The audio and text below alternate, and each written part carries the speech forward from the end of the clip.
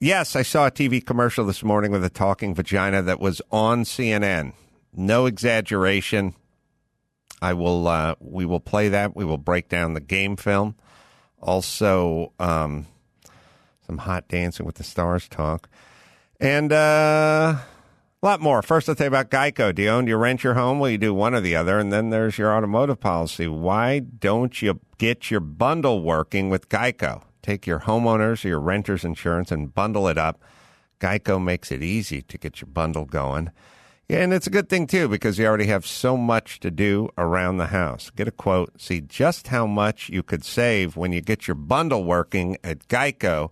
That is geico.com. From Carolla One Studios in Glendale, California, this is the Adam Carolla Show. With Gina Grad on news, Bryan on sound effects, and a round of totally topical TiVo trivia time today. And now, reminding the LA Times to suck his male-appearing genitalia. Adam Carolla. Yeah, get it on. Got to get it on. No choice but to get on. They mandate you get it on now. Thanks for tuning in. Thanks for telling a friend. We love that about you, right, Gina Grad? That's right. Handball, Bryan. I'm just fucking in there to look at some titties. All right. Look at you with the passion fruit drink. I know. I didn't know what I was getting. It was purple and how does it taste? I thought be it was honest. grape. It's like, look. Once they remove the sugar from everything and it's just soda water with some essence of something, right. then who cares anymore? Can I smell it? It's just they're all just a little essence of something. That's why if you're going to go sugarless, you just go like grapefruit or something because you can get the most out of it. Because when you go sugarless and you go strawberry, it just tastes like the worst strawberry soda you've ever had in your life. All right. So anyway, Chris, my small screen is not mine same here. potting up. So just so you know. All right. A bunch of stuff to get to. First, maybe the craziest of all modern day commercials. I'm listening. That's the bar is high. I know, but this one, I mean, I was kind of telling you about everyone's getting super woke and every couple is mixed and the gay couple and the ponytail couple and everything like that. I was watching CNN this morning. I was watching Frederica Whitfield. I don't trying know. to think of her name. The Weekend chick on CNN. And I was just hanging out watching that, seeing what's going on. And they ran a commercial. And this is why you must watch. It was a commercial for a product called Femicleer. That is not real. I was going to say. That's Austin Powers shit. I didn't even bother to figure out what it did. I can't wait to find out. It clears up the feminine areas. Yeah. Oh, wait. Is it like an estrogen suppressant? No, it wasn't really about what the product did. I was going to say. It was about that'd be timely. The commercial. Okay. I got to see this. It's, I'll tell you it's chicks doing yoga, and that's all that's all I'll tell you. But you got to watch the whole thing. Max Pata just found it. Two chicks doing yoga. What's that? One stretches her leg way out. I treated my yeast It's a infection singing with vagina. Femicleer. Yeah. Kills over 99% of yeast. It's all natural. It's a and real crotch shot. so instead of chemicals, It's going internal almost. my hoo-ha is full of joy. Wow. Femicleer. Joie de hoo-ha. That's aimed at a younger Debo. That's a yeast infection medicine, and that was insane. That was a singing vagina. Wow. By the way, on my people's Sabbath. Sabbath! That was Sunday morning shit. That wasn't after Benny Hill ran a rerun at 4:30 a.m. on a Saturday. Sacrilege. Sacrilege. God. Now I was so I was funny. I was watching it and I was like Bryan. I missed the first salvo. There was the first one is the chicks are doing yoga and the one chick like lifts her leg up and you hear It could be coming from anywhere. She's in the spread when sitting down. You hear the yeah. You're like, Right. oh, the teacher is singing or Right. someone off screen. Oh no. Wow. You've come a long way, baby. That's Now right. reel it the fuck in. That should go on my license plate frame. Some say too far, baby. Wow. And some of those shots, there was a full keister taint, fucking jib right up the kazoo shot. Like she was like in side dog. And that fucking camera, that Front guy, and center. Boom, Yeah. like right up the keister shot there. Wow. There are commercials like that. You probably haven't seen them because they're not geared toward you, but like on Facebook and Instagram, they have stuff sort of adjacent to this. Never in my wildest dreams did I think this would be on television. Yeah, this was like an internet ad. Yeah. I remember, so I was like, now keep in mind it's a feminine whatever commercial, yeast commercial, and I'm not really following it too closely, but at the very end she does a full inverted Y, just splits the legs like, yeah! And I'm like, oh my god, you got to show it like again. The Pulp Fiction briefcase, Chris. light and Right. And now we know what we're looking at. Now you know what you're looking at. And just going full hoo-ha. Yeah. I mean, I grew up with that not-so-fresh feeling. Sure. The mom and the Right. daughter On the were beach. walking on the Subtly beach. alluding to. Right. We would call this in the wine community hoo-ha forward. Yes. Wow. Aggressive notes. Yeah, because here you think it's the instructor We or need something. sound. Oh, we need the sound. So. I treated my yeast infection with Femicleer. Kills over 99% of yeast. Dawson's making It's all natural. that's right up the snatch. So instead of chemicals, First off, you couldn't my even show hoo-ha this is on full of TV joy. 4 years ago. Gina, do you get that close to one's hoo-ha? No, you shouldn't, especially in this day and age, 6 feet. Also, I'm going to be honest, that was a good commercial. Could No, I laughed. Could you imagine showing this to ad execs from the 60s? they would burst into flames. What is this? Yeah. It's They're- like, no. you will never be able to air. You couldn't air this in Mexico. You'd get Like, arrested for airing You'd this. be arrested. It violates some McCarthy era This code. was Sunday morning. Wow. Wow. That's strong, man. That is crazy. And it's the whole hoo-ha thing was kind of weird too, because the hoo-ha's are like uncharted water, like Right. unclear. You couldn't say snatch or cunt, but keep saying hoo-ha. Yeah, I guess- joie de hoo-ha. The first documented use of hoo-ha in a national commercial. yeah. I don't know, but I can't think of any other. Has there, maybe it wasn't a commercial. I feel like vajayjay gets thrown around. Really? Gina, please. There's children listening. Seriously. Parents listening with their kids in the car right Yeah, now. but thank you. But this is uncharted waters. Anyway, it's by the way, there's so many commercials. If you watch CNN or Fox, you just watch these news morning or anytime, whatever. Schizophrenia medications, like so many medications for like schizophrenia. I mean, that was between you and Sigmund Freud. Like when I was growing up, like you talk to an analyst, you Right. talk to a psychiatrist. Yeah, You know put what I mean? a You room. don't. Yeah. You know, it was like putting it out there. No. Like it's not like. What percentage of Americans could be schizophrenic? It was nothing. There was zero. Yeah. Like you'd just go talk to, Dr. Fussbender over there with the patches on his sleeves. But now it's just like, hey, CNN, No biggie. Sunday morning, right? Yeah. You got schizophrenia. That's why whenever you ask, hypothetically, theoretically, how many people must this apply to, whatever the issue is or the commercial is, and I'm like, they have fucking ads are nationally Enough. for schizophrenia. I mean, it's everywhere now. Not for CPAP machines, for CPAP cleaning supplies. Right. I mean, things are getting very specific. Yeah, well, as I always say, watch the commercials, everyone. Engage the society. Dawson's got a look on his face like Grandpa Walton just found a dildo. Could you imagine if that was real life? If they just started singing. That'd be awesome. Out. I don't So think... you're saying back up in your band, Dawson. You can stand on her hands. Just do the splits. Stand on her hands. Please welcome the vagina on BGVs. Hey, Chris. Oh, yeah. But also, is there any, first off, could you imagine trying to sell like, hey, I got this thing. It's a hemorrhoid cream for dudes and their asses talk. Like people be like, you nuts. You can't fucking show Yeah. that. How vulgar. How vulgar. So we got talking vaginas. Yeah, this is empowering in a But way. they're Yes. geniuses because they checked all the boxes. Like, how can we soften this? How can we make it like a fluffy, fun yoga to girl next door types?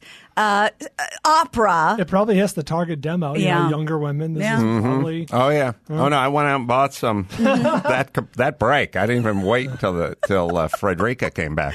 Wow. All right. Natalia, have you seen? She looks and goes, the Femicleer commercial. Jesus.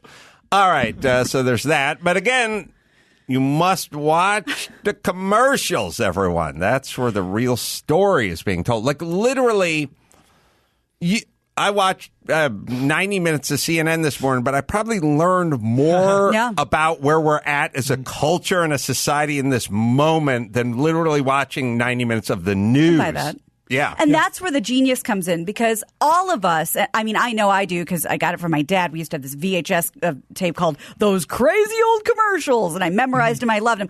I love seeing where we were. Very difficult to see where we are. Yeah. So, because where you are always feels normal. Right. Or every chick who's now 50 wouldn't have horrible pictures of her in the 80s looking like the... sixth member of Cinderella. Correct. With the fucked up crazy hair. Right. All right. The other thing that somebody just brought up to me randomly, I was talking to an older friend of mine, Kelly, and he just said, "Hey, I just saw this Dancing with the Stars bit you did way back when. Never seen it before. Laughed hard." He said, "I laughed out loud." And I was like, well, what bit was that? "Oh, you're doing a thing where you're being like a football coach and trying to motivate the things." A bit I haven't talked about in probably been 5 years. So now my recollection of the bit is all I remember was how pissed off I was by the staff of Dancing with the Stars and the fucking joke they made me cut, which I loved. The fat one? No, the fat one. That would have been a good joke. Well, this is a better picture, which is Dancing with the Stars has no comedic chops whatsoever. And at the time, they're probably the biggest show on TV with the biggest budget on TV and 20 million regular viewers. They had no ability to do comedy. They couldn't buy themselves a joke. They just couldn't do it. And if you look up Max Zapata, bits like Lieutenant Len or something, that they would try to do these roll-in comedy pieces, but they were a fucking disaster because all they had was that, everyone was British, everyone was into dance, nobody knew comedy. And it fucking sucked. So they got hold of me and they're like, "Well, you're funny. Maybe you could do some funny bits on our show." And I was like, "Okay." So I did a bit or two, and then they wanted me to do another bit to like kick off the beginning of season 11 or something. And, as far as the process goes, I was like sort of sitting around going, well, what could I do?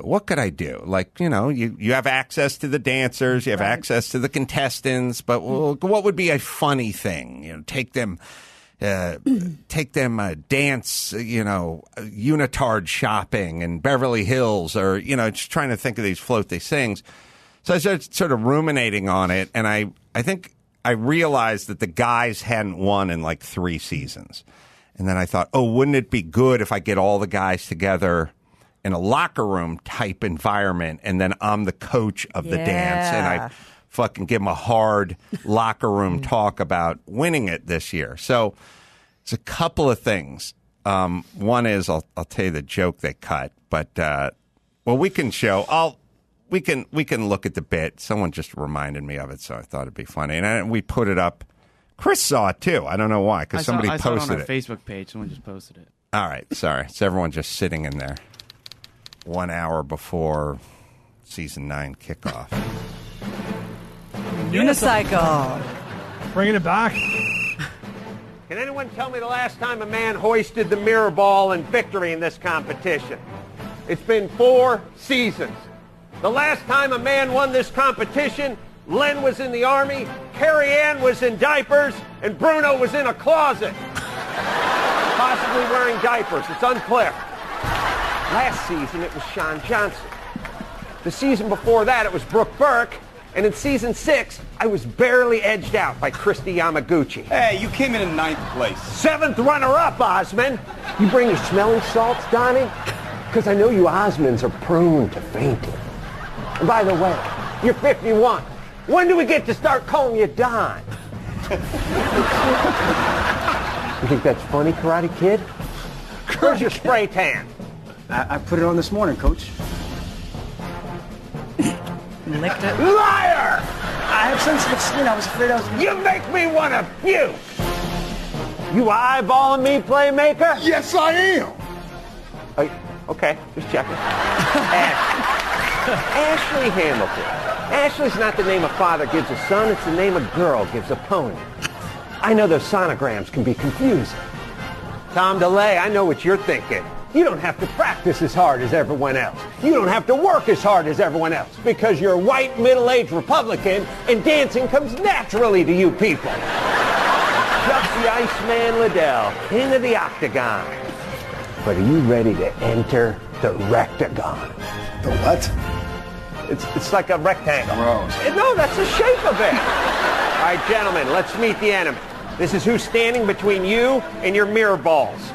I want you to be the dagger in Melissa Jones' heart. Maya, you're going down. And gentlemen, don't be distracted by these two wily temptresses, although I'm told this one makes a hell of a scented candle. The rain is over! This is our time! I need you to hit that dance floor like angry Eskimos! Ah! Ah! Ah! This is our house! And no broad's gonna come in here and hoist that ball thing with the glass on it! Not in our house! Now bring it in! Bring it in! Break it down! Bring it in! Bring it in! Get in here! Bring it in! Break it down! That's good. I can't believe you got to do the closet joke. Yeah, they didn't. Bruno was fun with being gay, and they kind of leaned into it. Bruno was gay? Oh, sorry. Yeah. You're not supposed to out people. Yeah, they would have fun with him being gay. Well, I missed what was written on the last thing, the box. What was that? Some unbreakable glass, unbreakable something. I don't know what it said. Well, the reason, now, for first things first. So as this thing, it was kind of a takeoff on this man show bit that I did for, tried out for the Raiders. And that's another crazy, fucked up story. But I was trying out the Oakland Raiders, and I was like, I was going to pick up a trash can and throw it, and I was going to grab a Gatorade bucket and chuck it, and then I was going to, at some point I came across a house of cards, and I just knocked that down, and then someone was making the pyramid out of champagne glasses, and I knocked, there was more and more absurd things. Very airplane. Right. So I sent these guys this big detailed email, like 3 or 4 nights before, like, hey, props master, here's what I need. And I need a Gatorade type thing. Because there's whole bunches of little things that always drive you insane, which is, I said, I need a Gatorade bucket. Now, it's fine. It doesn't need to say Gatorade on it. It just has to, needs a feel alike. Like it'll feel like Gatorade. Like they do that with music. They do that with logos. They get me this silver container. Now, why not just get an orange container and then put the tape in front of Gatorade so it reads Gatorade? But they get the weird gray. They get this gray colored one, which is like, okay, I said a Gatorade feel alike, whatever. Anyway, you pick. I didn't know they made coolers in gray, but anyway, you pick the gray thing. And then I said, I need like a wedding cake, like a cheap 3 stacked high wedding. I'm going to hold this wedding cake over my head. And then at some point, I want a full uncooked Tom turkey. Like I'm going to hold this turkey over my head. It'll be funny. We get there the day of. The cake is a flat sheet cake that's a goddamn disaster. It doesn't look anything like a wedding cake. It looked like a special needs person made it in some class that's trying to get them to reintegrate into the home, you know. And I said, I was just looking for like a cheapo white frosting Ralph's. Yeah. You know, you go to Vons and it's $31 and it's dumb and it 10-inch, 8-inch, Whole Foods 6-inch has any number of versions of this. Yes, and I was like, what cake is this? This doesn't even look like anything I've ever seen. And the chick was like, well, because I made it. What? And I said, well, why did you make it? Well, they're just trying to save some money and. Wow. That's and sad. I said, they're trying to say, by the way, this is a place where when you go in to get your outfit, you go, where's my shirt? And they point at a roll of fabric. Mm-hmm. And you go, oh, no. Just get a shirt and you can tailor the shirt. No. We make it from the roll. You go into the dress, whatever, there's women stringing beads, making sequins all day long. Like they have this crazy budget. So I was like, you made the cake? And the intern's like, yeah, but I don't really know how to bake. And I was like, but wait a minute. You had to go to the Vons. Yes. Yeah, you were in the store. To get all the ingredients. And then you had to buy all the ingredients, right? Like, yeah. Who's paying for that? Oh, they're paying for that. But then you had to go home and bake the cake that they paid you for your time, right? Like, yeah. How much? Working harder, not smarter. You go to the fucking Mexican market and for $26 get a shitty cake. How much money did we save in this process? Anyway, what you have is unusable. Doesn't read as a cake, but thanks. All right, where's my Tom turkey? Pulls out a shrink wrap bag with one of the goriest, grossest looking things in it ever, which is a full, uncooked, raw turkey breast. I said, What is this? It's turkey breast. Oh, boy. I said, no, I needed a full Tom turkey. Yeah, I know, but this was $14 and that's like $40. Right. But I can't hold this weird gelatinous, gooey, uncooked piece of meat read like over anything? my head. Like, well, they just said that's what we could afford. I was like, are you guys fucking kidding me? By the way, you threw your money away because none of this stuff reads and we can't use it. And it was all in the description. Like you're dealing with youth with a learning disability when you're trying to do comedy with these people. So it's like, then Adam holds full raw Tom turkey overhead, wedding cake, 3-layer. Like I spell that shit out. So that's what they came up with. And I was like, God damn it. And then the joke they cut, which pissed me off, because I don't mind. I hate a joke. See, when we pre-edit ourselves, that's the scariest part of what's going on. Like, I think it's funny, you think it's funny, he thinks it's funny, everyone thinks it's funny, but we can't do it. Like, because somebody's gonna whatever. And it was this perfect kind of joke where I said to the Karate Kid guy, where I went, "You've been using your spray on tan?" And he went, "Yes, sir." And then I licked my finger, drag on his cheek and lick it, put in my mouth, like, liar. And then I was like going to go to Donny Osmond, like, "You've been using it?" It's like, "Yeah, I've been using it." No, don't lie to me, I'm a liar. And then I was going to turn to Michael Irving, the blackest man on the planet, and go, "Oh, Mike, good job, the spray." And it'd be fucking funny. And Michael Irvin was totally down with the joke. It's like, he's okay, good, fine. Like, and by the way, we're now at some weird point we're recognizing someone for being black. It's like, well, we don't want any. It's like, who's it offensive to? Or what are we even talking about here? But anyway, they fucking killed that joke, which I loved. And then later on, they just kept giving me a fucking hard time about other bits I wanted to do, and then later on I wanted to do the bit where they just put me in the fat suit. That was the end of your season, right? Like, check in with Adam? Was I correct in Yeah, it was like, let's check in with Adam, 3 weeks after he's been kicked off or whatever it is. And then I said, I want to be in the first row in a Monty Python type fat suit. Yep.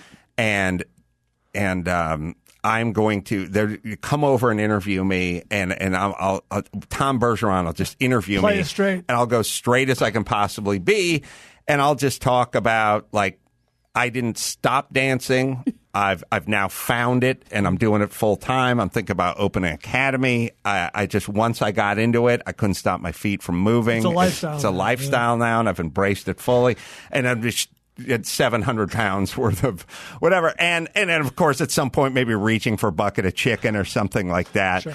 They're like, too offensive.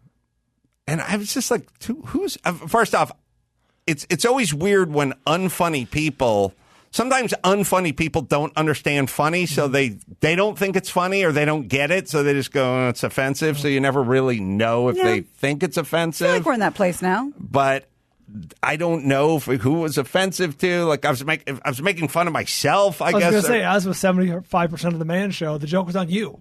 Right. That's why I brought. Anyway, they gave me a fucking hard time about a whole bunch of shit, and at some point I just told them, I just went like a machine gun. I just went, you guys all can fuck right off. Like, you're such a fucking pain in the ass. I don't even want to fucking deal with you people anymore. Get out of my face. I'm done. You've sufficiently broken me. Fuck you very much. Have fun with your shitty show. And that was it. Because I was like busting my ass trying to do like funny, that bit and some of my other bits were like the only funny shit that's ever been on the show. Did you see Lieutenant Len? Yeah, we have it right here. Oh, I got this. So then I left, and they didn't miss a step. Their next comedic offering was Lieutenant Len, and this is what you get when the ace man leaves. This is Len, the old coach, doing his patent, standing in front of an American flag.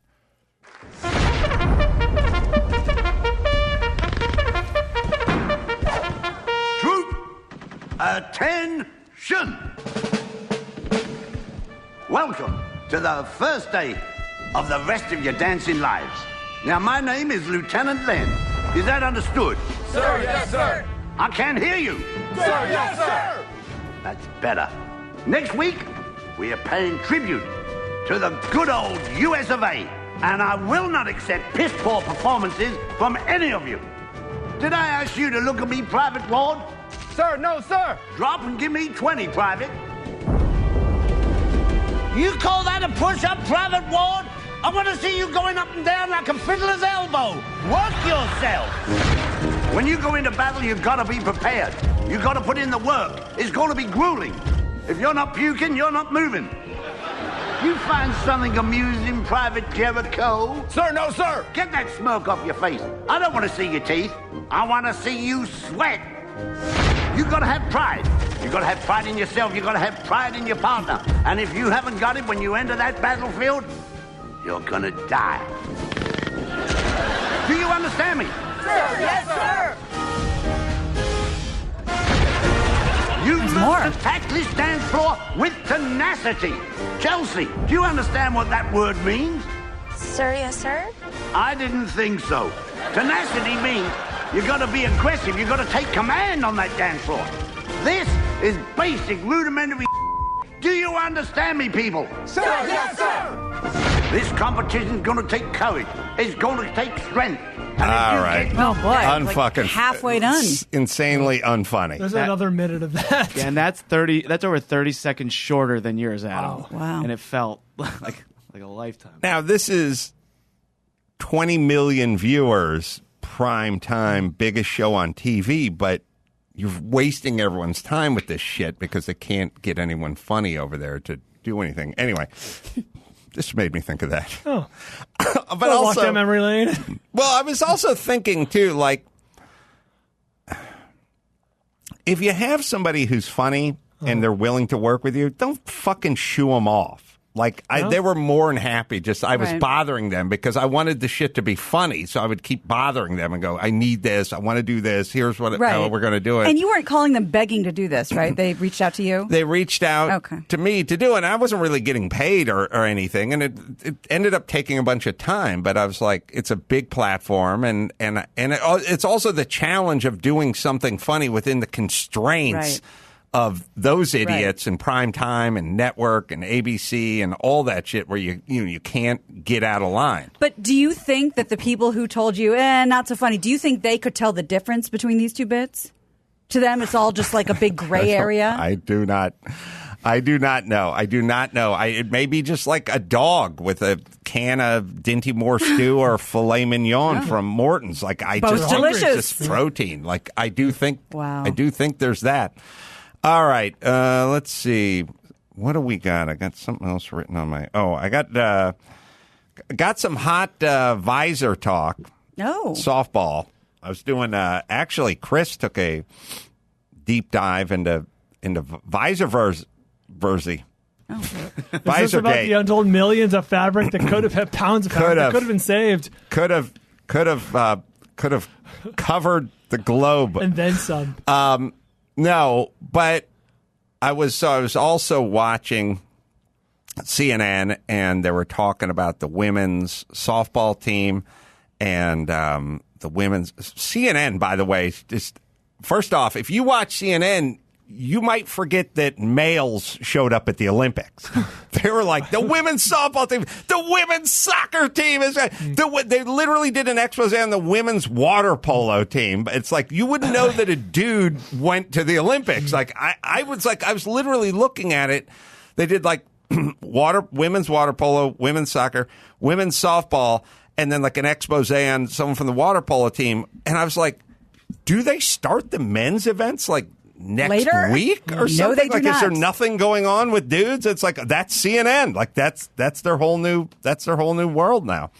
But there was some some things I learned about softball, along with another complaint on the SportsCenter's top 10.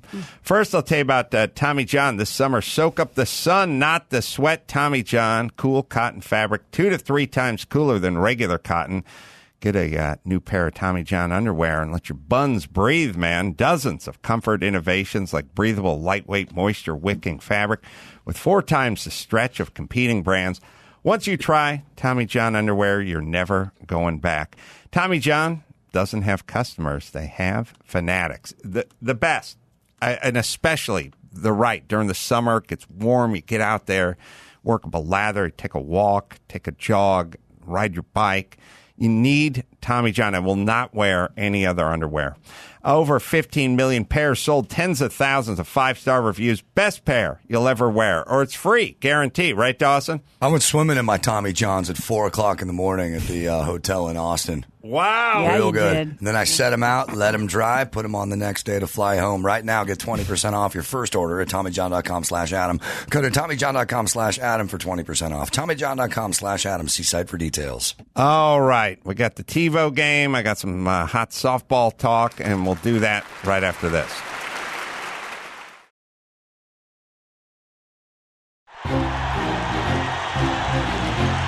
And now, Alcoa presents Definitely Not a Jew on the Adam Carolla Show.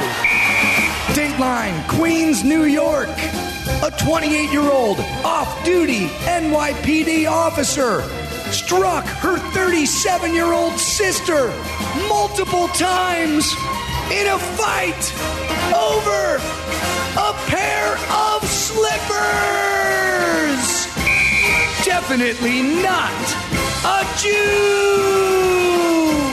All right. Well, softball rules and regulations. So first, when I was watching CNN, they did an expose on the women's softball team and their pitcher, who's a 38-year-old, a KG veteran. And I was looking at her, and she was on the mound, and she had no visor and no hat, no anything. She was just hatless, visorless, nothingless. And the other team members on the field seemed to be wearing a visor. So there's now an option of zero wearing anything on your head, which it's weird to me. Also, when I was talking to Max Zapata, I was complaining to him about it today.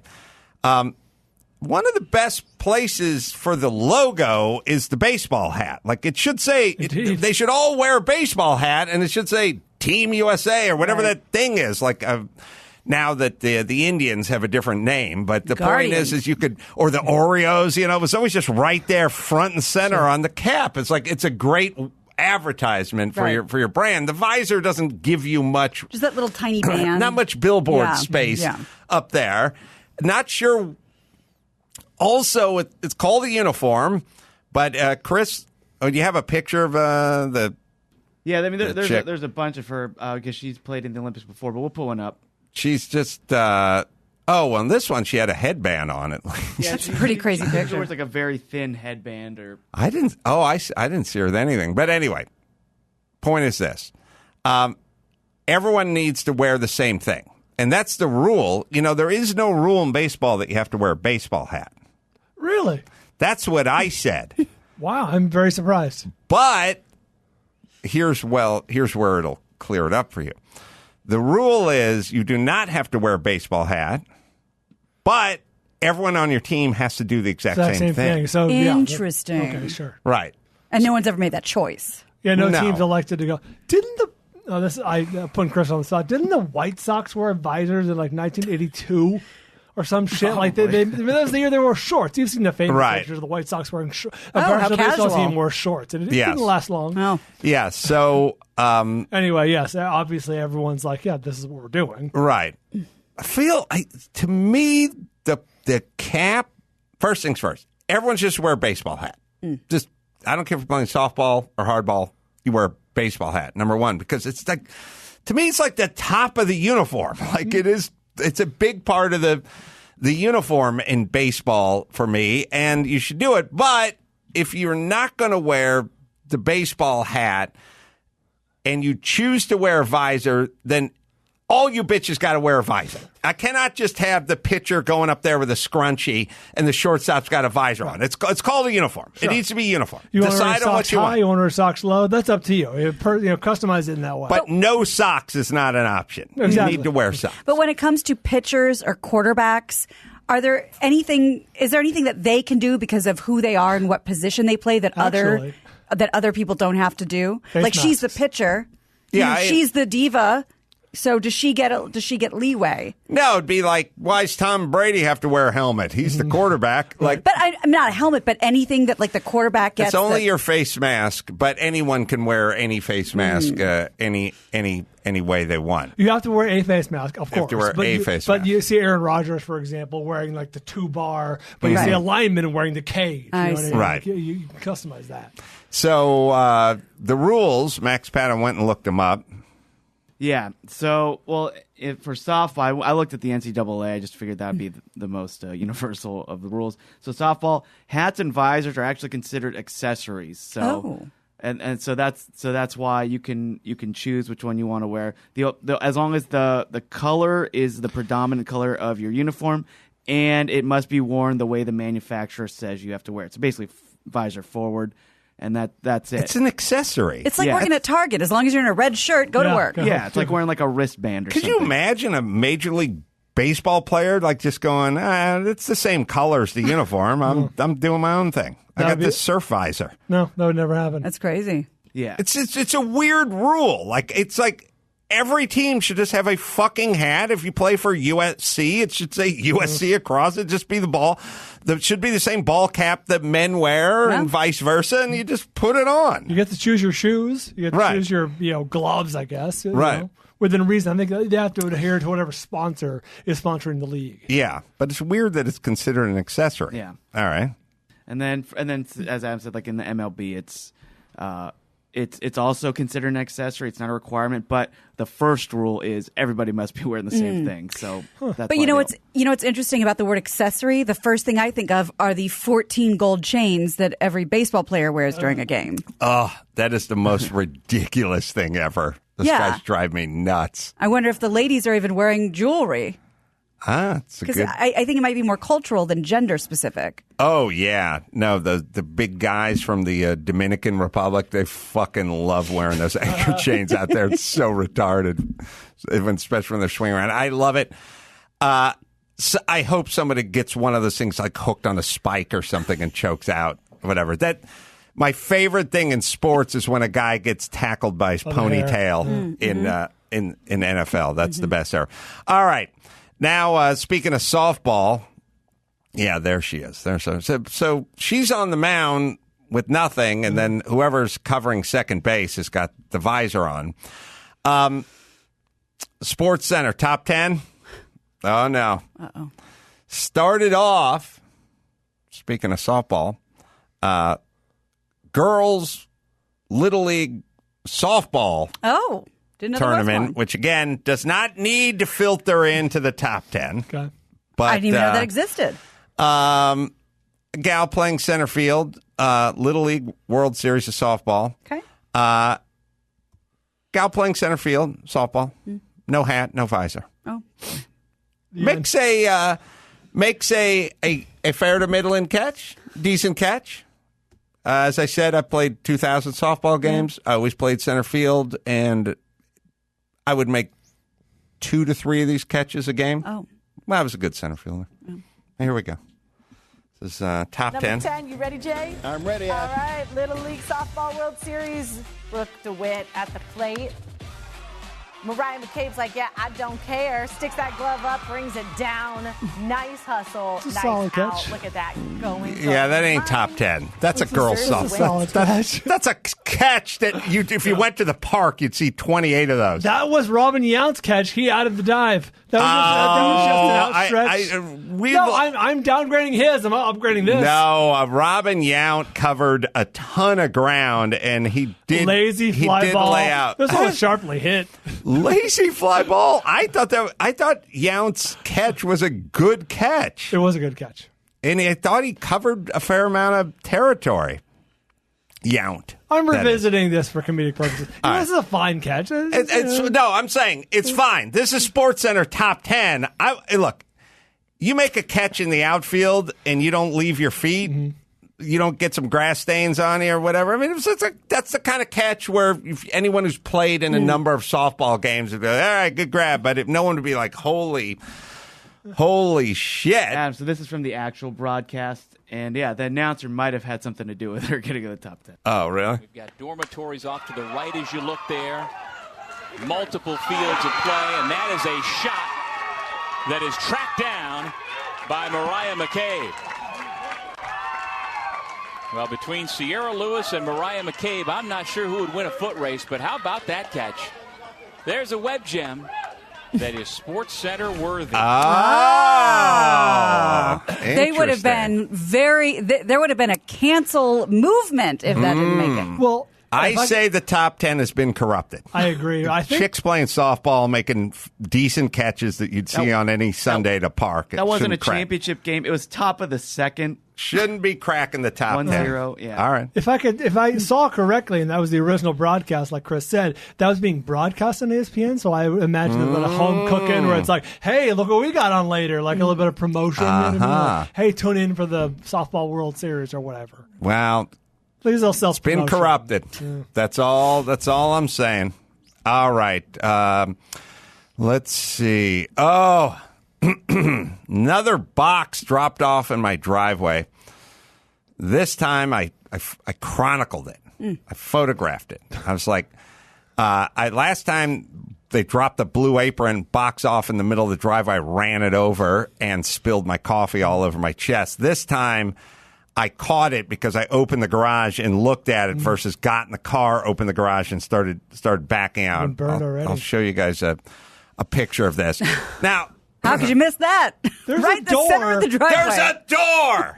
There's a door where you could put things that you were dropping off, but it's set in the center of the fucking driveway. It's like there's no way to get out of this garage or into the garage without getting out of your car and picking up a box and moving it with perishables that was in the sun. That's what I was going to say. It doesn't take a super genius to see the name on the box says Blue Apron, so you know there's food inside, and he's putting it where the sun's going to be passing over in about 3 minutes, as your picture about shows. To be doused in sun. Yeah. And by the way, dropped it off, God knows, 20 minutes ago, but who the fuck knows? Maybe I'm in Amsterdam or something. Who knows when someone is going to stumble upon this? But when I say stumble upon it, I mean literally trip over it because you're setting it in the middle.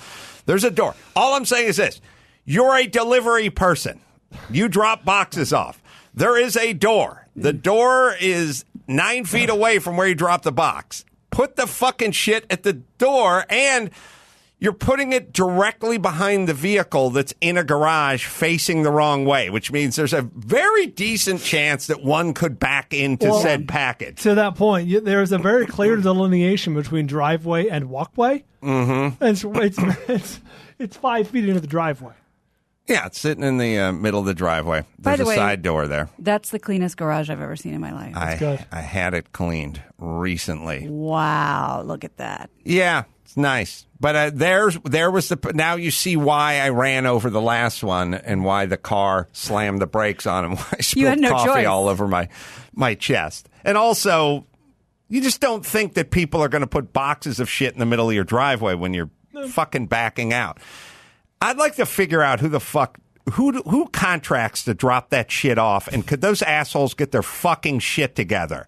Now, here's the thing, too. It's one thing if you're, you get a job, it's a paper route, you're throwing newspapers, and 4 a.m. some of the shit ends up in a flower bed or something. You got to drive up in your van. You got to get out of the van. You got to pick the box up, and now the box is in your hands, and you're standing outside of the van. There's then a clearly marked door you could go set it at, or you could just get it out of the driveway. And also, the door is presumably closer to the van than where they dropped it. He did more work. Yeah. Yes, and you're just setting it smack dab in the middle in front of a garage door in a driveway, knowing that somebody's going to be leaving for work at some point, or possibly returning at some point. But either way, they have to deal with your fucking box. And you could put up, who was the actor? Oh, Paul Hogan. You could put up a horribly handwritten sign and bring down the value of your home by putting a, hey, fuckface, please put this here. But now you have a stupid sign on your door. What's that have to do with Paul Hogan? Remember in Venice, Paul Hogan put that sign on his door that was like something about not wanting like the transients roaming around his property. Oh, yes. You can go full Paul Hogan. I should have gone full should be Paul so lucky. Hogan. So there was that.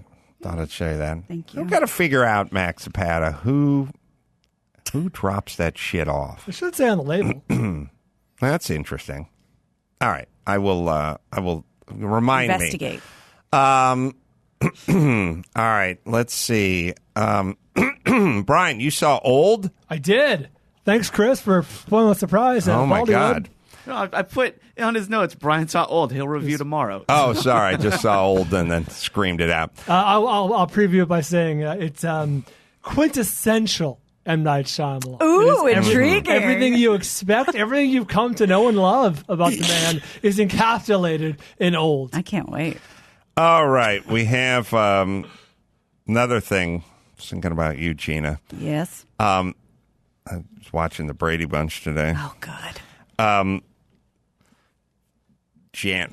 Marcia stole Jan's man, but of course Marcia couldn't help it. He just liked her, Right. whatever. But Jan never really had the man anyway, did she? every one of those shows, they would just, at some point they'd go into the bedroom at night and the woman would just sit there and she'd be brushing her hair. Yes. Just 100 strokes. Yes. Like this, I must brush my hair over and over. Like there was some, it's weird how wives' tale-y we Yes. all were in like the 70s. Distribute the oils.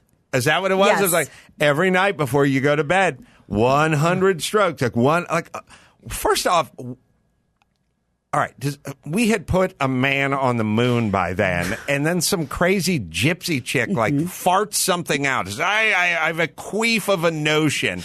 And then at some point it's like, oh yeah, 100 times? Must be done. You got to do it. There was another vestige that has gone by the wayside. I can't be there tonight. I'm washing my hair. Right. Everybody knows you're not supposed to wash your hair every night and, save it for another day when you don't have a special occasion. But yeah, really hair-centric in the 70s. I can't go. I'm washing my hair, and you have to brush your hair 100 times before you go to sleep, and then sleep in a little headband that'll fuck up your hair by the morning. So I was watching the creatively bankrupt Brady Bunch.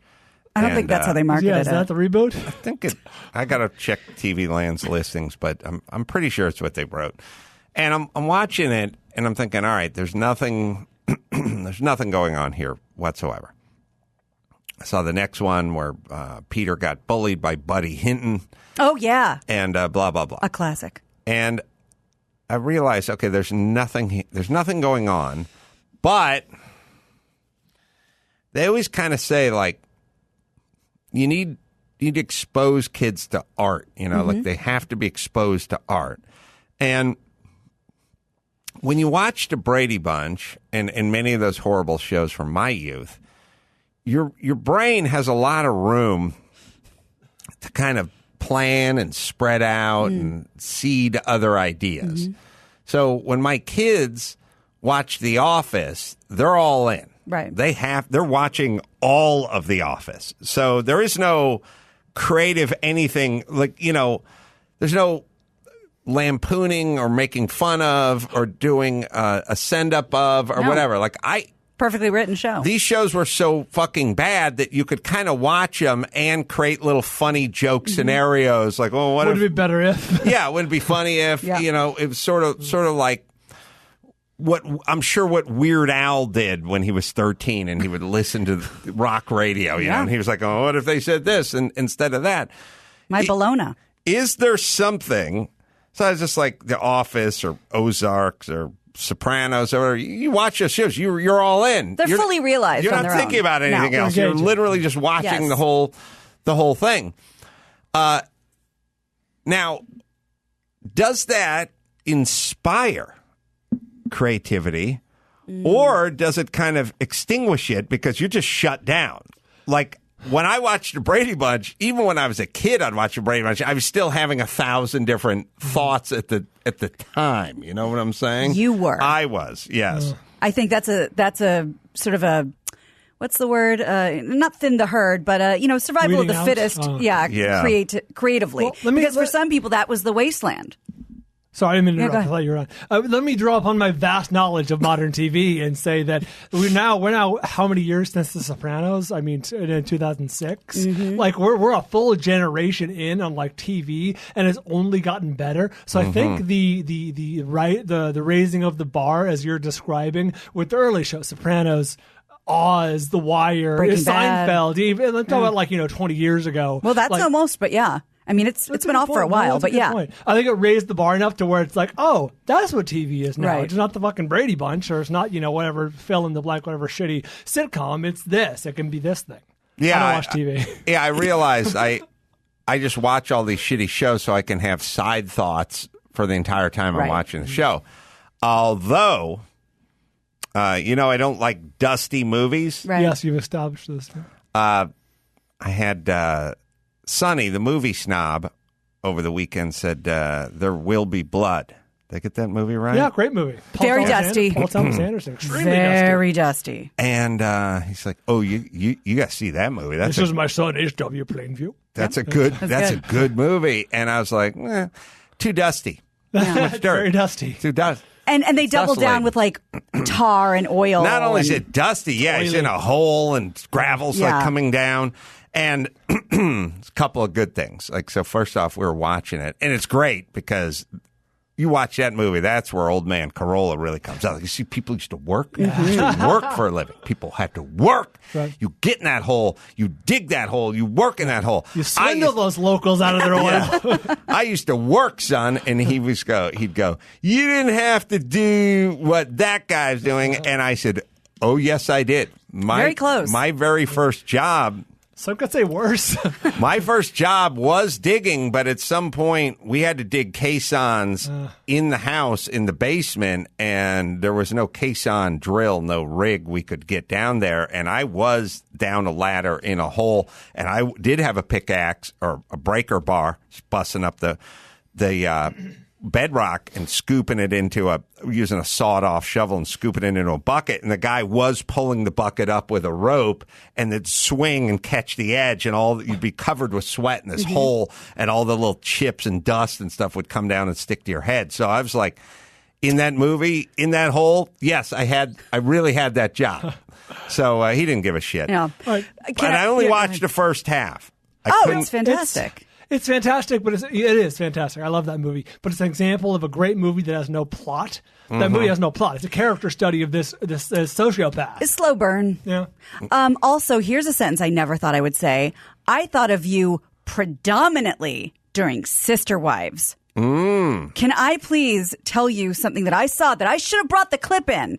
I have been avoiding this bag of dog shit of a show for a long time, and my friends keep talking. What's the show about? It's sister. It's the Mormon. It's that facet of the Mormon church that has the polygamous. in many ways. And so Cody has Christine and Janelle and is Robin. this a reality show? Yes. Oh, and this is not. No, this is a reality show. And this is not my vibe.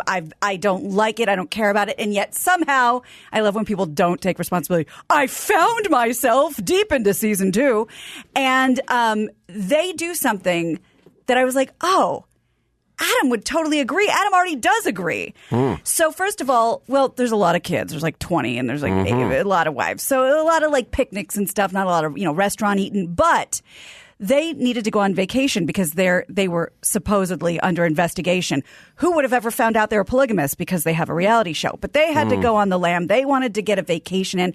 They wanted to relax and reset their minds. So instead of going to a theme park or instead of going on a vacation or doing something that we would consider fun, they and the kids and everyone signed off on it. They all caravanned to Cody's father's house to repaint his house and do a little cattle drive to vaccinate the cows because that was their way of relaxing, of getting in with the dirt and working and focusing on something right in front of them so they wouldn't have to think about this investigation at home. What about the cows that watch Tucker Carlson? Would they do the Vax drive? Or they do these every once in a while. They'll do like an intimate look at the Brown family, and I haven't got to that yet, so that might be in there. But instead of that was their way of vacationing, of relaxing. I'm all for the projects. Yeah, painting her house and doing the cattle drive was their vacation.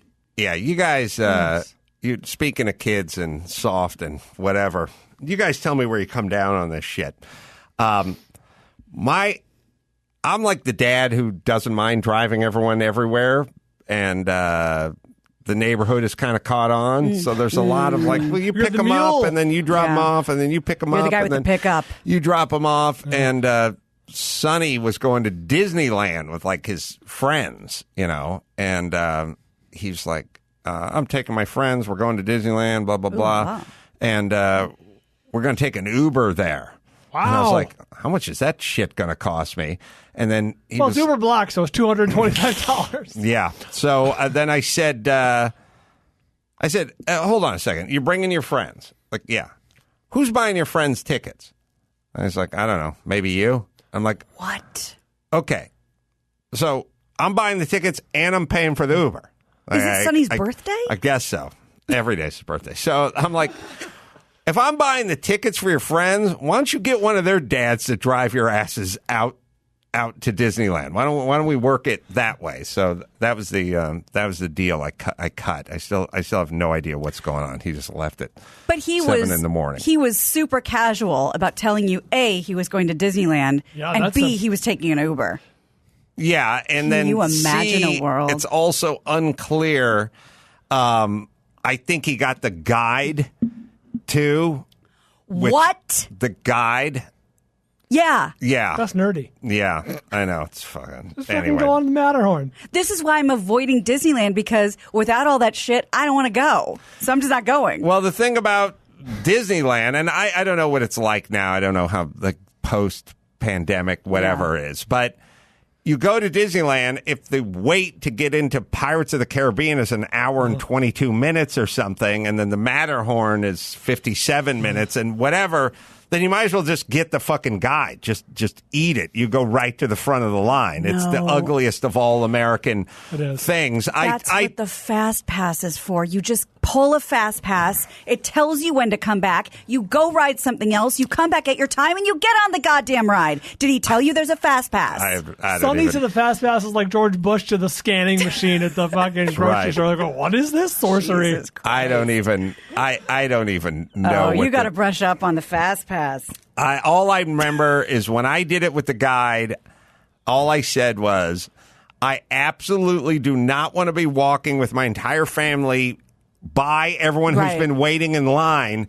And then the next person is supposed to get on the log jammer. You're going to just put your arm out and go hold it. And then me and my family's going to go by. That's weird. Like, I feel so uncomfortable doing that. I really don't want to do that. Not a good look. And then the chick goes like, no, we go on the side. There's like tunnels. There's a side thing. You go on the side thing. And I was like, okay, well, if we can go in the side thing, but I want to just walk past everyone and just step in front of them and go in the log. And she's like, no, it's a side thing. I'm like, okay. Smash cut through all of us just walking in front of everybody and just going, Everybody sorry, back up, please. Sorry, peasants. Sorry, little people. Step aside. Move it over. Rich guy here. Love my kids more. That's right. Ooh, yeah. boy. So he's there. Good for him. Wow. Could you even imagine this scenario? Under no circumstances. I haven't even got to the scenario. I'm already there. I said I was driving Natalia to the goddamn mall before I came here, and I was like, when's your brother coming back? And she goes, I don't know. Where is she? Where is he? I was like, he's at Disneyland. Oh, that's news. Could you imagine your sibling going to Disneyland and you had no prior knowledge of it, like all this stuff? That's a conversation I had with Christy, not specifically that, but when I think she was pregnant, and I was like, we live in L.A., Disneyland is very attainable. We can get there in an hour or less. But like when I was growing up in the Bay Area, that was a trip that you took once every 5 years. It's a treat. Mm-hmm. Yeah, like kids in L.A. or in the L.A. area, that's just That's their theme park. Let's go. It's Tuesday. I remember Tim Conway Jr. saying this, and I don't know if it still applies, but I love this. When he said, when his daughter was little, Disneyland is for Christmas and birthdays, and you pick one. We don't just go to Disneyland like we go to Magic Mountain. But Halloween's coming. I bet you anything. You ask Sonny where he is at midnight, and he'll say they got a room at the Grand Adventure, the Frontier Hotel. Grand California. Yeah, that's the one. All right. We're at Paradise Pier with McDonald's. Anyway, I was watching There Will Be Blood, and then I got the fucking call that we're all over the McDonald's and we need you to pick it. And then I got all fucked up. So I got to watch the rest of the movie, but it's dusty. Yeah. All right, we got some calls. We got maybe the TiVo game to play. We got somebody tattooed my face on them. What? We got the Wii Spa continuation possibility, and Gina's got some old ads to show us, and we'll do all that right after this.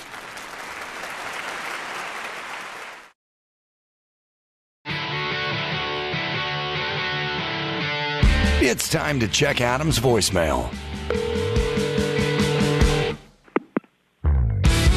Adam, you're the voice of my generation. And thank God you're not always sober. Thank you.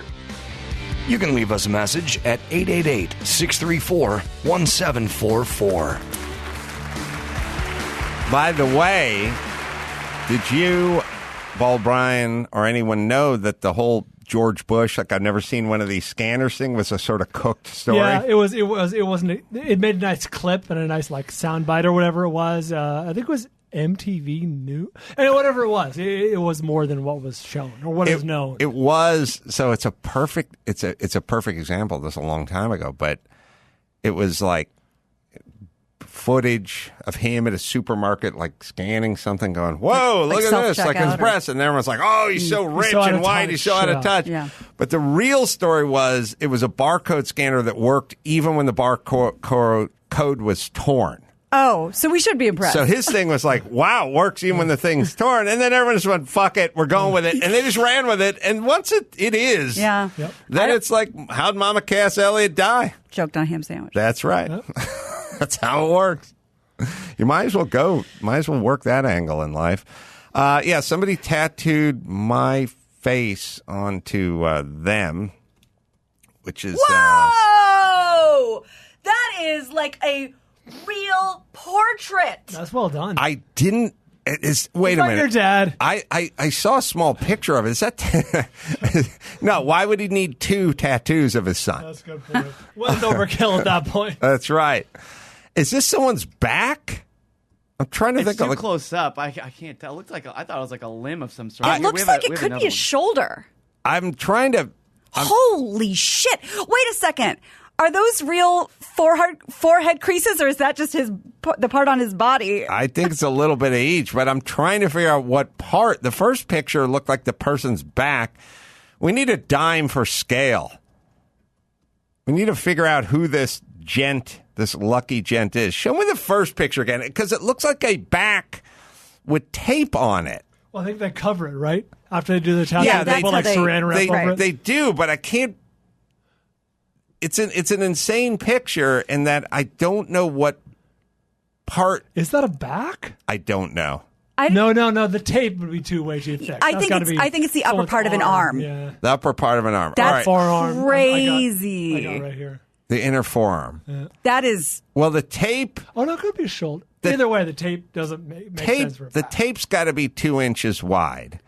And so the head, I mean, if you go down to the collar and then you go up to my head, it's got to be 10 inches plus because the tape, I don't know how wide the tape is. It could be from the shoulder to the elbow. We got to figure out who this hero is. Wow. And figure this one out. Now, upper arm. Yeah. There's a world where things are cooked, but No, this that's doesn't real. look cooked. That's real. That's way better than the one I was thinking of, which has, I'm sad to say, faded a lot. I just sent it over to Chris and Kaylin. You know, Bryan, I think you're the only one here who doesn't have somebody who doesn't have their face tattooed on somebody else. Okay. Because many years ago, when I was doing the Pretty Good Podcast with Randy Wang, this is very faded. He just sent this to me. He put he and I on his arm. Oh no! Again, very Somebody faded at this tweet point. me and show me your tattoo of me. But yeah, this is Randy and I on his arm many years ago. Wow, Can't get it off. I remember that. He'd love to, but he can't get it off. So Bryan, your turn. You guys ever see Tessa, you're up. any of the laser whatever? Yeah, the laser removal. The thing about Very painful, I've heard.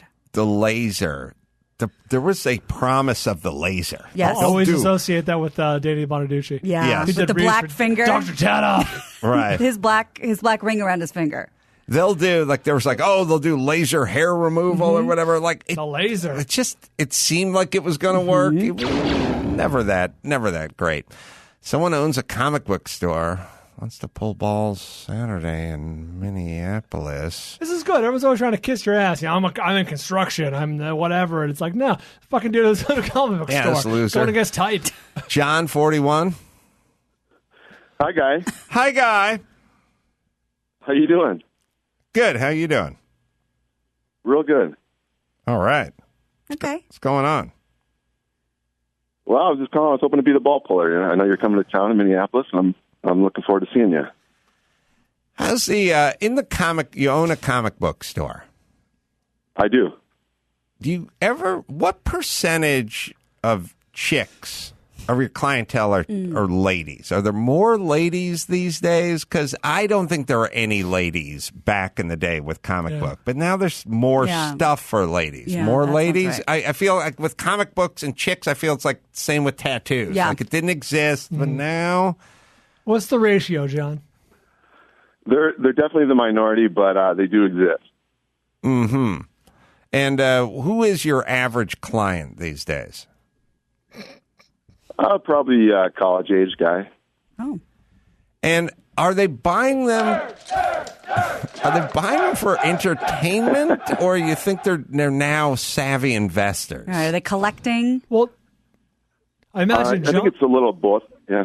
John, I imagine the few comic book stores I've been into recently have like lots of figurines, lots of collectibles, lots of stuff other than just comic books. So I imagine you're diversifying. Oh yeah, we've got games. Magic the Gathering is a real big thing. Pokemon's big, and yeah, board games, all kinds of stuff. Do you? Is it a good living? Yeah. Actually, I've been doing that for about 6.5 years now, and I enjoy it. I enjoy it a lot. Yeah, it seems like a pretty good living. I mean, good job if you like the subject matter, and you get the people come in and they ask you for references and things like, preferences and breakdowns and things like that, right? Right, yeah, that's why I got into it. I mean, I started collecting comics as a kid, and, I was always a nerd and everything, and just grew up with this kind of stuff, and it's what I wanted to do, so. Do you sell a lot? Do you sell a lot online now these days?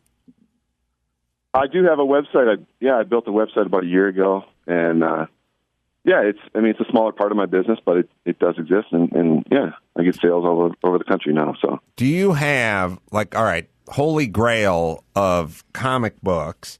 And I'm guessing in this world where James Dean's transmission just sold for $375,000, $385,000, like just collecting stuff, guitars, watches, cars, it's all memorabilia, celebrity stuff.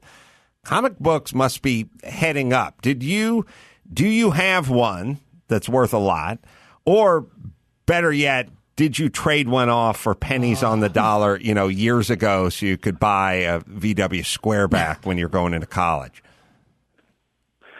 I've had a couple really nice ones come through the store, and I've sold them, but I did have the first appearance of the Punisher, Amazing Spider-Man 129. And actually, just yesterday, I sold my first appearance of Harley Quinn, which I was a little bit sad to see go, but a couple nice ones. How much was that? You're that nerd. How much did you get for Harley Quinn? A ballpark? I got $600 for it. All right. Now, is that thing going to be worth $6,000 in 10 years or less? They seem like they just keep going up. So, yeah, it's probably a good investment. Do you ever just sock any away and say, I'm going to hold on to this one? I got a couple. They're not the real high dollar ones. The real high dollar ones I sell at the store, and I feel, I guess, a little bit guilty if I were to keep them all. So, but I do have a couple that I like. I've got, when I was a kid, I liked Spider-Man, so I've got a couple of the first appearances of some of the Spider-Man villains. Like I've got the first appearance of Carnage and the first appearance of Black Cat. Wow. I liked Spider-Man when I was a kid, not the comic book. I didn't condone anything that involved reading. But I always loved the cartoon. And the thing that was great about the cartoon is the kick-ass theme song. Kick-ass theme. And the guy was self-deprecating. Like, he had a sense of humor about himself. Yeah, and Spider-Man. Like, he wasn't getting the girl. He was always... It was like he didn't take himself super seriously. Like, some of the other stuff always felt like sort of weird gay erotica. Superman. Like super angry, whatever. And everything was so straight. And Spider-Man the Spider-Man cartoon series from back in the 60s, or I'd probably watched the reruns in the 70s or something, was funny. Like, he was self-deprecating. Like, it was fun that way. Yeah, teen angst. Yeah, teen angst. Yeah, that's how I got into the comics myself, was through the cartoons. For me, it would have been the 90s Spider-Man cartoon, and then the Batman animated series. Those were real big when I was a kid. So, all right, John, you want to? Yes, Brian's got something. I have many questions, but do you notice like certain characters, I guess, going up or down in popularity based on, I would imagine, movies, or TV shows, how they're portrayed in media? Absolutely, yeah. Marvel's been obviously making a lot of movies and shows on Disney Plus and all that, and it seems like every time they debut a new character, it's like everyone's looking for the comics. All right, John, come on out. I'll let you pull the balls. Wonderful. Wonderful. When is that? Acme Comedy Co. August 27th, 28th. We'll do a live pod there. We'll do some stand-up there. All right, so come on out. We'll put you on hold. All right. Thanks. All right, Jordan's calling back, whose dog died last week, and then I think he called us about it. Jordan, Fresno, 32. Mijo. Mijo? Mijo! Hey, how are you guys? Yeah, go ahead. Mm-hmm. How you doing, Jordan? Hey, yeah, I'm doing great, you guys. Hey, thank you. Really, really thank you from the bottom of my heart. You guys really put me through, or got me through a hard time. Dawson, behind the scenes with a Red Dawn reference, buddy. Thank you. That was, hold it in. I tried and did not work out so well, but I tried. Did you end up having someone come to the house, or what happened? No, you know what? I went to a really great local vet and got him right in. I carried him from the back of my car straight to the room. I mean, he was gone in 2 minutes. It was just definitely that time. But, Gina, thank you. You guys gave me some just great motivation and some great condolences. So I do appreciate it. Just want to say thank you very much.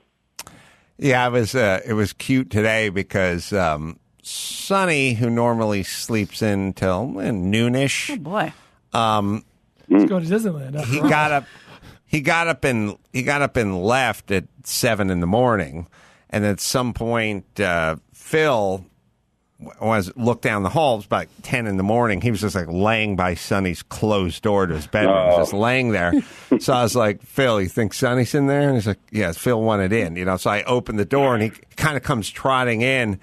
And he hops up on Sonny's bed, and he's like looking around, like, "Oh, what's going on here? Where's the boy? Where's my guy? He always Where's sleeps." my guy? Yeah, and then he's like, "Not around." I'm like, "He's not around." He's like, "Okay," and he gets up and trots out, hangs out with me.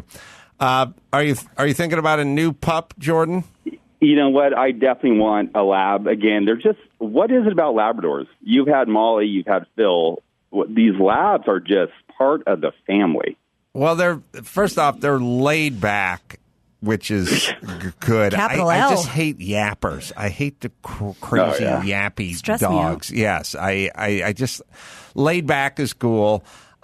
Big floppy dogs are great, depending on. Can't beat it. They sleep.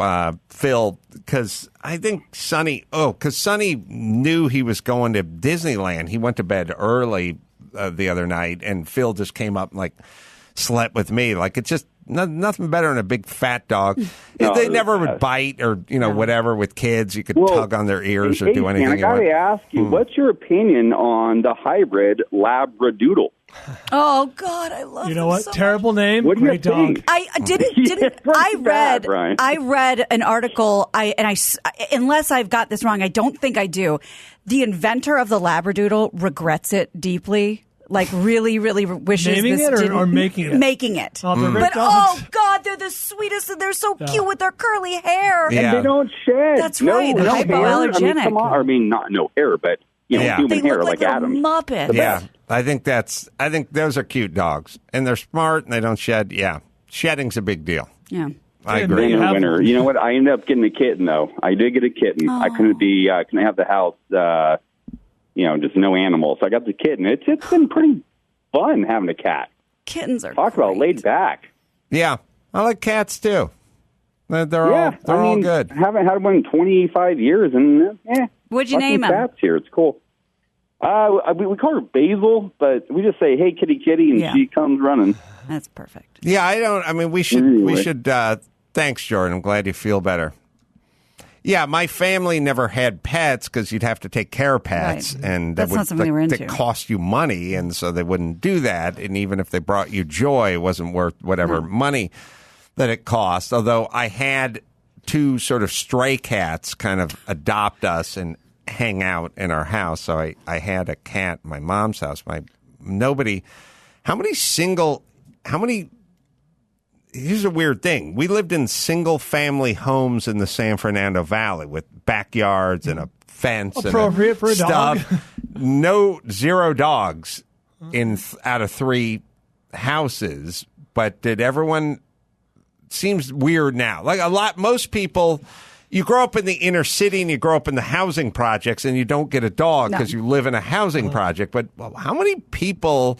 live in a house with a yard and a fence and 0 for 3 in dog department? Low. Yeah. We always had the one house, but my dad's line was always, can we get a dog? He's always like, I'll end up taking care of it. And it's like, no, that's obviously not going to happen. But that's the reason why we didn't get a dog. You never got a dog? No, never. Brother and I asked many times, we had a dog? And they're like, no, I'll end up taking care of the damn thing. I got to say... It's like, no, you won't. I've said it a million times, but I really sort of mean it. I was a dog and a basketball hoop away from a decent childhood. Really, if you had just put a pole at the end of the driveway and put a basketball hoop, I would have just stood out there for hours just playing horse and screwing around and whatever. And if you got me a dog, I would have...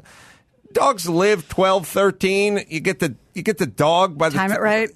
Time it right. You get the dog when the kid's 7, and the dog's there all the way through. The kid moving out, getting his first apartment, whatever. Literally just a dog in a hoop. Throwing a couple Hot Pockets, I could have salvaged a fucking childhood. I really could have. It's so weird when, and also, I don't think parents, or at least our parents, or maybe Brian's parents, they don't realize just what a huge part. If you talk to anyone who grew up with a dog, they give you the dog's name. They love it. They tell you what they used to do they with the still dog. choke up when they talk about it. Yes. My dad always put his foot down for some stupid reason with the dog. He made up for it with the basketball hoop. He got the one that went adjacent to our driveway, but you put in the ground with cement, and it was adjustable. It went from a 6-foot hoop to a 10-foot hoop. Wow. Now, he may have been doing it for my brother, who was younger, taller, and a better athlete, and ended up playing 2 years of varsity basketball. We still had the adjustable hoop. Oh, the adjustable's good, too, because awesome. you lower it down and have your big dunk contest. All right, let's see. A couple more here. Jesse wants to know about starting a podcast. Jesse, Long Island, 37. Yeah, hey, how you doing, Adam? Big fan of yours. Thanks. You want to start a podcast? Yes, I do. I actually had like semi-success before. Mm-hmm. I started a podcast on battle rap, and I used to interview battle rappers. I know that's not your thing, I'd listen but to that. it got 14,000 subscribers, over 3 million views. That's great. That's good. But then, I made a little YouTube money, nothing crazy. But this is going back 7 years ago. So battle rap is basically Eminem. What's that, 9 Mile? 8 Mile. Are you talking like off the cuff, like, freeform? Yeah, freeform rap. Because that's amazing. I'm sure, Adam, that's what you respect. I do. It kind of It's changed improv. now. Like, there's leagues where people write for each other. And, really? And then they come and prepare for each other, and they go against each other and stuff. And, they're kind of successful in, like, this cult following. And I used to interview them and stuff, and then that was my podcast. But now what do you want to do? That kind of imploded. Well, I want to do something close to like Joe Rogan, something like yourself, and but I want to know how I could get views and stuff. Well, I'll tell you what, Jesse. Why don't we do this? So we're going to do the news now. I'll put you on hold, and I'll bring you back with the news, and we'll get like your fresh, hot takes on Gina's news stories. I like that. Okay. Yeah. Okay. I'm with it. Now, I don't know what her news stories are either, and I never do. So there is no priming of the pump here. We're just going to take it cold. All right? Okay. Hang on for 1 second. Interesting.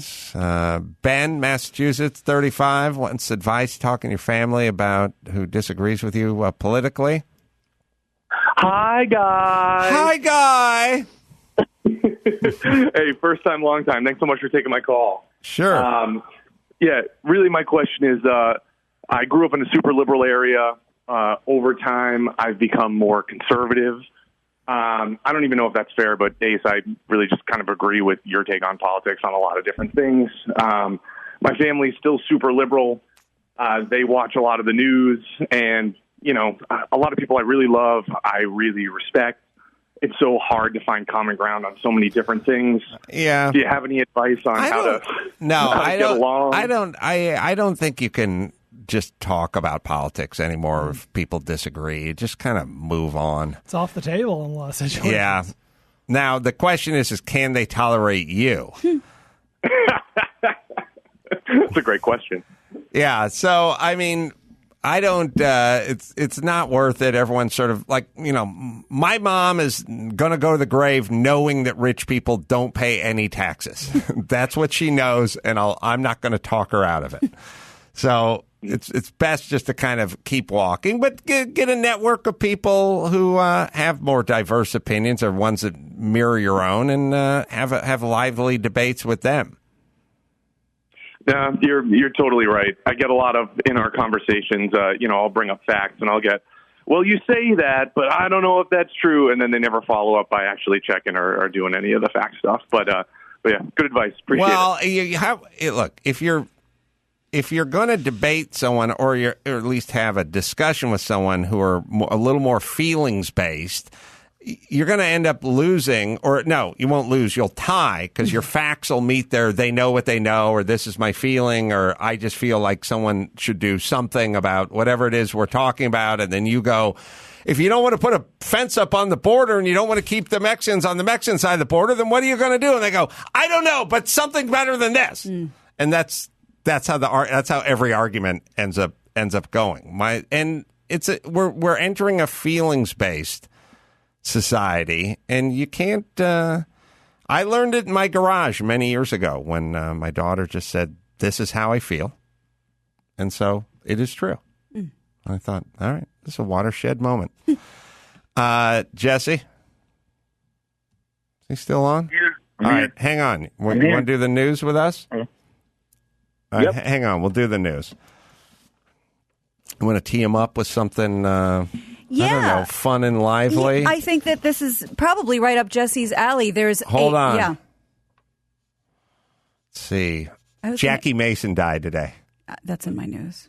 Okay.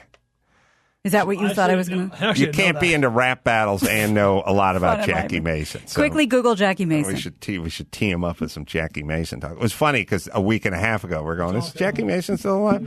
Yep. All right, let me tell you about Klaviyo. Ever wonder how the e-commerce brands you admire do it? It's not experience. They have the right data and the right tools. They have Klaviyo. Klaviyo, data-driven marketing automation platform, is sophisticated enough to power legendary campaigns from brands you admire, but simple and easy and fast enough for anyone. Klaviyo helps brands create personalized multi-channel marketing campaigns using customer data. Klaviyo integrates with all leading e-commerce platforms, drag and drop easy. Get started with your first campaign in under an hour. Easy to build from there with Klaviyo's templates, by the way. More than 65,000 brands can't get enough, including some of the brands you hear me talk about on this podcast. It's Klaviyo, right, Dawson? To get started with a free trial of Klaviyo, visit klaviyo.com/Adam. That's KLAVIYO.com/Adam. All right, we'll take a quick break, and we'll come back with the news and budding podcast star Jesse right after this. Give me the news with Grad. News with Gina. Grad. Breaking, viral, weird crime, protest, politics. Give me news with Gina. Grad. Stuff they saw on TMZ. Joe Biden. Kamala. Meet news with Gina. Grad. The news with Gina Grad. Well, we have a fun new sport that has officially made its way to the Olympics, but real tough day for one of the athletes. So skateboarding is now in the Olympics, and Japan's Yuto Haragome picked up the gold. But that's not the story that everyone's talking about. The story that picked up steam was that Peru's Angelo Caro Narvaez suffered a brutal injury during his skateboarding run at the Olympics on Sunday. I am going to show you, by the way. I can't see any more fractures. This is not. Okay. Trust me, I know what you can see and what you can't see, and I'm showing it. You're not going to like it, but it's not going to freak you out that bad. All Fox reports that Narvaez was among the athletes making their debut at the games. He grinded down one of the rails during the street competition. He was unable to land cleanly, went groin first into the rail. Narvaez got back to his feet slowly after staying on the concrete for a while. Then he did walk himself out. I'm going to show you 5-second footage. Somebody's going to do Benny Hill behind this. But for everyone listening, it's worth the Google. So here he goes. And he's up and groin first into the pole. Yeah. Tough stuff. Yeah. Tough stuff. I'm glad skateboarding's in the Olympics. It's very cool. It's a fuck of a lot more fun to watch than fencing or curling or hammer throws or whatever. Jesse? Yeah, I mean, one place I don't want to land is the groin. That's got to hurt. Yeah. But yeah, I think skating is a lot more fun to watch. You know, I was watching a little bit of the Olympics. I was watching like cycling and stuff, and I just couldn't get into those sports. So that sounds like something I want to check out, and I hope he's able to have kids in the future. Where are you with? You guys ever watch the cycling in the auto drone or whatever it's called? Mm-hmm. The sprints? You know what an auto drone is? No. I think that's what they call it. No. This is like they're riding in like on a track. Yeah. The track. Okay. The track stuff. I think it's called an auto drone or something drone. I think you can figure it out. It's the stadium for cycling. Okay. Anyway, do you guys ever see that they'll do a race, but they don't just race? They'll do this slow motion thing where they go up and down and up and down and up and down. Have you seen that? That doesn't sound familiar. It's kind of weird. It's like if somebody said, here's how we're going to do this 440 or one lap around the high school track. Whoever crosses first, and it's a race between you and Bryan. Uh-huh. But me and Bryan went, all right, so whoever crossed the finish line first, yeah, all right, well, let's both walk. No. Okay. And then at some point, I'll start zigzagging, and then at some point, I'll start running. But if I start too early, I'll gas out, and Bryan will catch you. Have you guys never seen this? I've never noticed it. It's a velodrome. The velodrome, not the autodrome. The velodrome. You've never. It's a crazy. Is that literally just to block people from passing you? I don't know. You can watch. Chris will show you 10 seconds of it. It's like they don't start their sprint and just sprint around 5 times. They gas each other. I don't know if they always do it this way. I don't know if some of it is that way. Is everyone think I'm insane? By the way, I just have never seen know what it. I'm talking This about. doesn't sound I familiar. thought I know what you were talking about, but I think I'm completely lost. I don't know. Dawson, you ever seen this? It looks like something I have seen, and I have a weird life. It looks kind of odd. It looks like it's like roller derby with bikes, right? No. Max, Well, do you have any idea what I'm talking about? So that's not it. Then. Watch the part where they don't race at the beginning. Oh, I didn't know that. They zigzag. They go real slow. Maybe I've only ever caught it in the middle. You know what I mean? Like just like, oh, look what's on. Or I have a tumor, because that's going to be the name of my next book. Because I sit in rooms with smart people, and everyone goes, "I have no idea what you mean." There's at the beginning of the race, they zigzag as though at the beginning of the race, it's like when the car race starts, and like they go super slow. Well, no, because the car race hasn't started. Oh, here's something. At the car race, that's the warm-up lap. All right, so we'll watch the beginning of the velodrome. Now they're trying. This is very Tron. They're trying there in the velodrome. What were you saying? So what I'm seeing is they're it's exactly what I'm saying, which is they're not trying to go around fast. They're stalling. They're just going up and down. At the start of the race. I don't know if it's right out of the gate or it's just at some point in a longer race or whatever it is, but they're not doing the full. They don't do the full sprint. And they're going. Oh, here's what it is. They go around the top. They go around the top slowly at the top of this dome of this funnel, this funnel. And then at some point, they're deciding who is going to drop in first. And they're both going really slow around top. And at some point, someone drops, and now it's a sprint. Sounds awesome. But it's kind of like a sprint in that if you go too early, you watch Fast and Furious, right? Uh-huh. And how? When Vin Diesel is street racing, right, Jesse? He'll be racing some young upstart kid, and that kid will go for the Nas, right? He'll flip the Nas, and he'll tear out in front of Vin. And Vin will go too soon. Too soon. You reach for it too soon. And then he'll hit it, and it'll blow past him because the guy reached for the... It's exactly the Nas. Dropping in velodrome. Maxipad doesn't know what I'm talking about either. I don't, but they do a lot of different events. I'm just reading all the events, and maybe one of those would apply. This is an Olympic sport? Oh, yeah. It's an Olympic sport, and they'll go real slow along the top, the highest part, and then at some point the sprint begins. But it's a game of chicken to see who drops in first and starts to sprint first. I want to see it now. Yeah. Do any velodroning? Jesse? No, but you made me a fan. I'm definitely going to YouTube it when I get off right now. I want to check that out. It sounds real interesting. Podcast. I didn't see it. Yeah, velodrome. About watching velodrome. Watching. Well, some sad news for the Americans. NBA.com reports that a 25-game Olympic winning streak for the U.S. is over. It ended Sunday. I wrote this shit down. Beat by France, everybody. That used to be a joke, right? Days. These are dark days for the Dream Team. Beat by France. Well, are we the Dream Team anymore? Well, in as much as of the U.S. the Americans, Olympic team. but it's us. I don't think there's... I don't think there's been a dream team since Jordan, Bird, and Johnson together, to be honest. In 2004, they lost to Puerto Rico, by the way. That's right. Shout out to Puerto Rico. That's exactly right, Jesse. And they lost twice in 2004. Yeah. I was in Puerto Rico. I'm Puerto Rican. I was in Puerto Rico when that happened, when we got the win over there. It was a real fun day for the island. Did everyone go insane?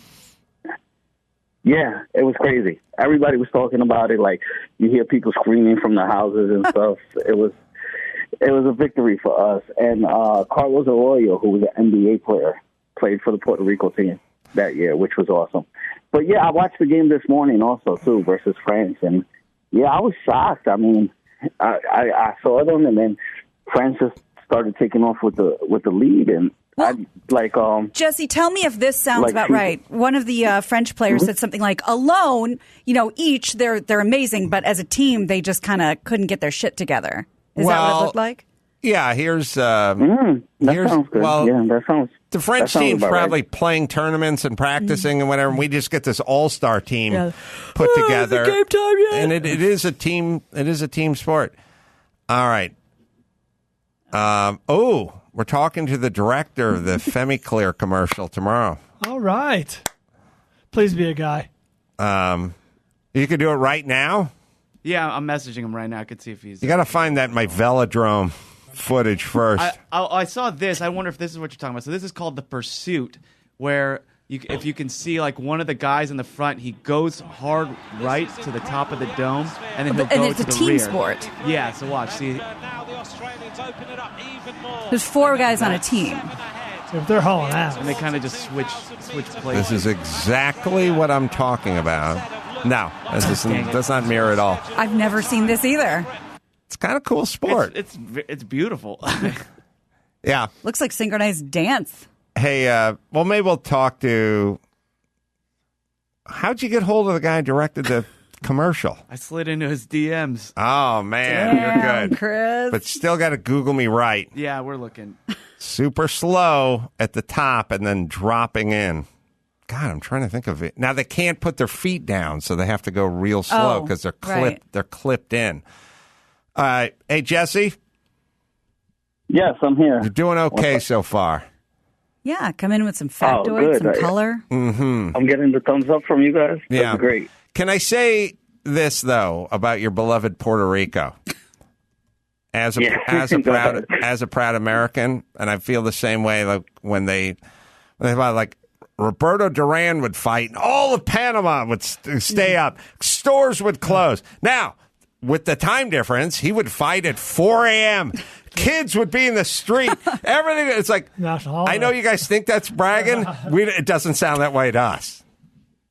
You understand what I'm saying? But there's no time difference between Puerto Rico and here. Oh, boy. You're missing the gestalt. Yes, I am. That's a Puerto Rican word. I'm sorry. The gestalt. What I'm saying is the incredible pride in your prize fighter or your basketball team, that just means your country doesn't have a lot to hang their hat on. We're just kind of used to winning over here, and we're just kind of over it. Right. You know what I mean? If you ask most Americans, like, USA basketball, they go, I don't know. Yeah, we're used to it. I'm so busy getting cheap shit on Amazon and looking at my 90-inch flat panel TV. I don't have time for this shit. Hey, Jesse, in your opinion... To be fair, too, to answer that question, too, that's a good point. But also, Puerto Rico is part of the United States. We're a Commonwealth. We're not our own separate country, but we're allowed to participate in the Olympics. They're allowed to participate... You don't need a passport to go to Puerto Rico. They're allowed to participate in everything except voting. Now you're rooting against your home country, essentially, when you're rooting for Puerto Rico against the USA. And it's also tax free in Puerto Rico also. Oh, now and changed my mind. There's a girl from Stony Brook, Long Island, that's going to play for the Puerto Rico women's team. First time we made it in years on Tuesday, I believe, July 27th. So at 8 a.m. So I'll be watching that, and I'll be rooting for my beloved Puerto Rico. And, you got it. And when's the last time an American even had a prize fighter?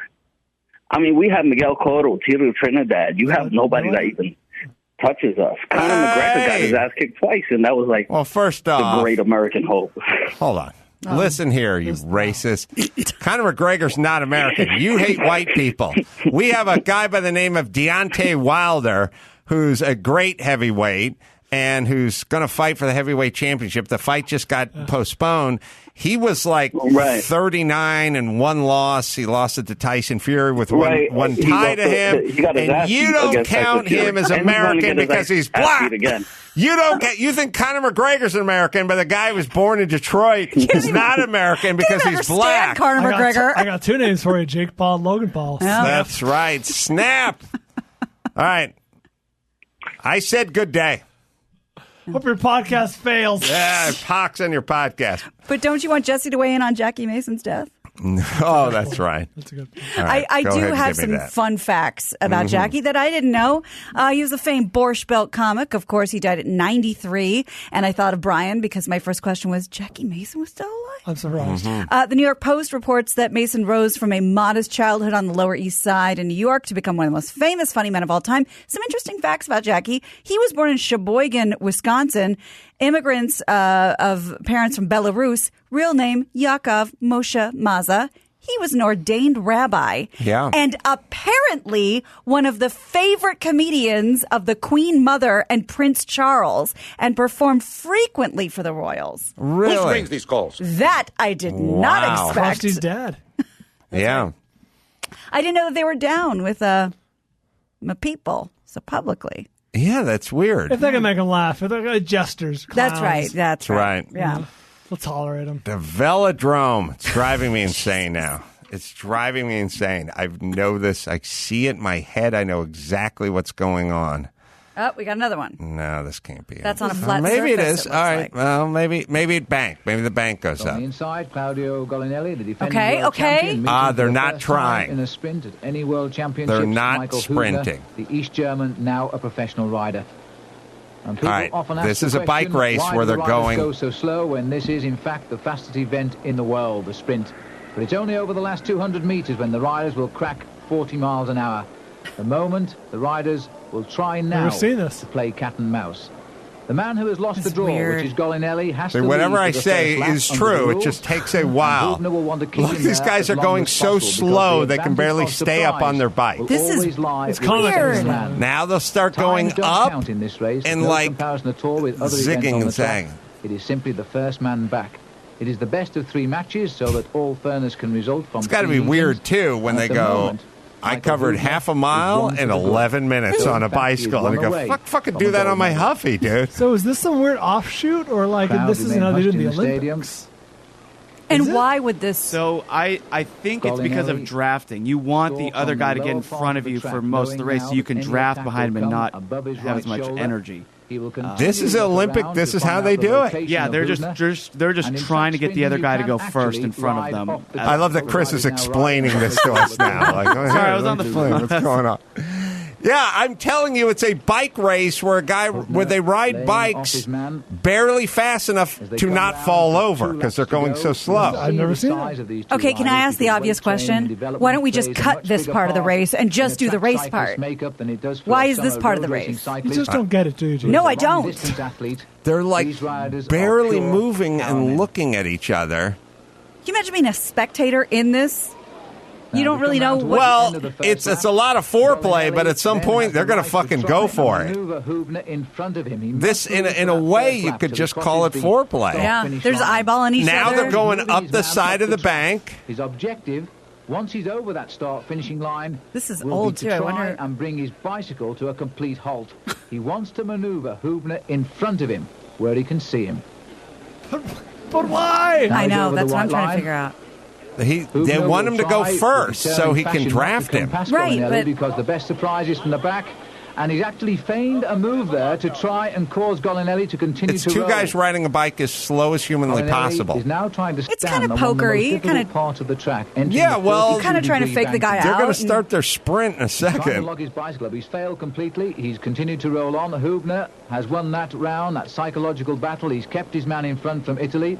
All right, you can just fast forward to when they make the and sprint. Continue to roll around. Oh, are you getting bored?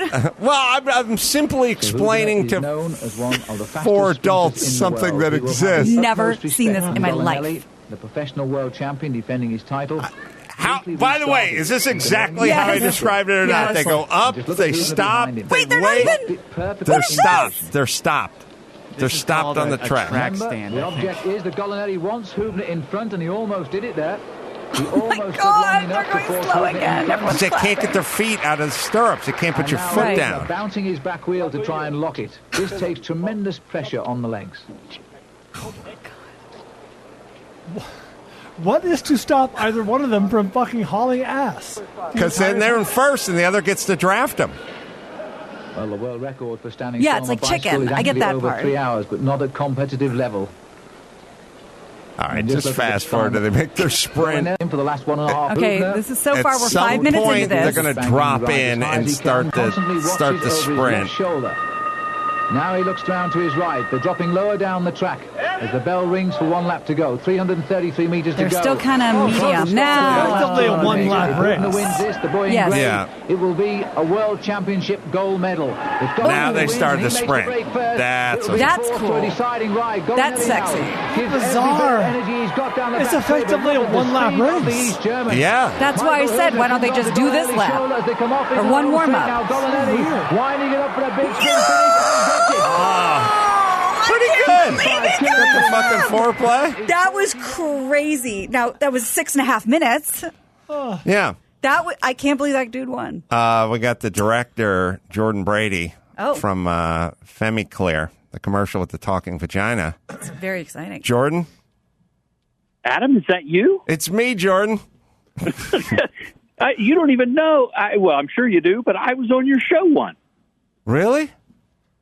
Yeah, with Rich Scheidner. I directed I Am Comic. Oh, yeah. Rich Scheidner. I love that documentary. That's great. Yeah, that was Thank you. Yeah, sorry, Jordan. That was Rich making his comedic comeback. It was a great documentary.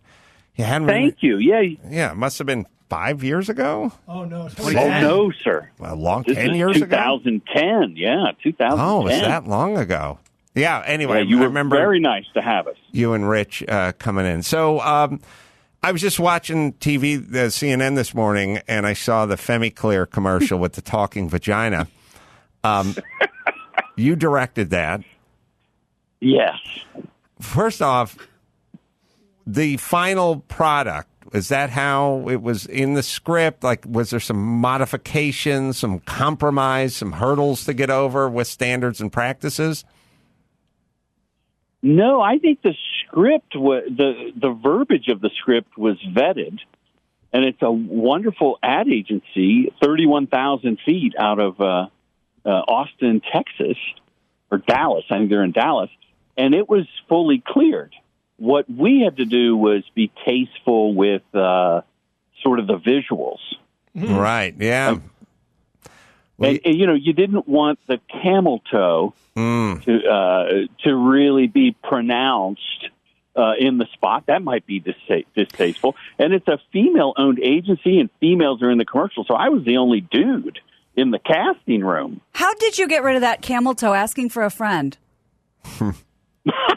Well, careful casting, and also the black yoga pant, sure, as opposed to the light blue short Got yoga it. pant. Yeah. Did they have to double down on the Spanx or something? Like, was there something going on down there?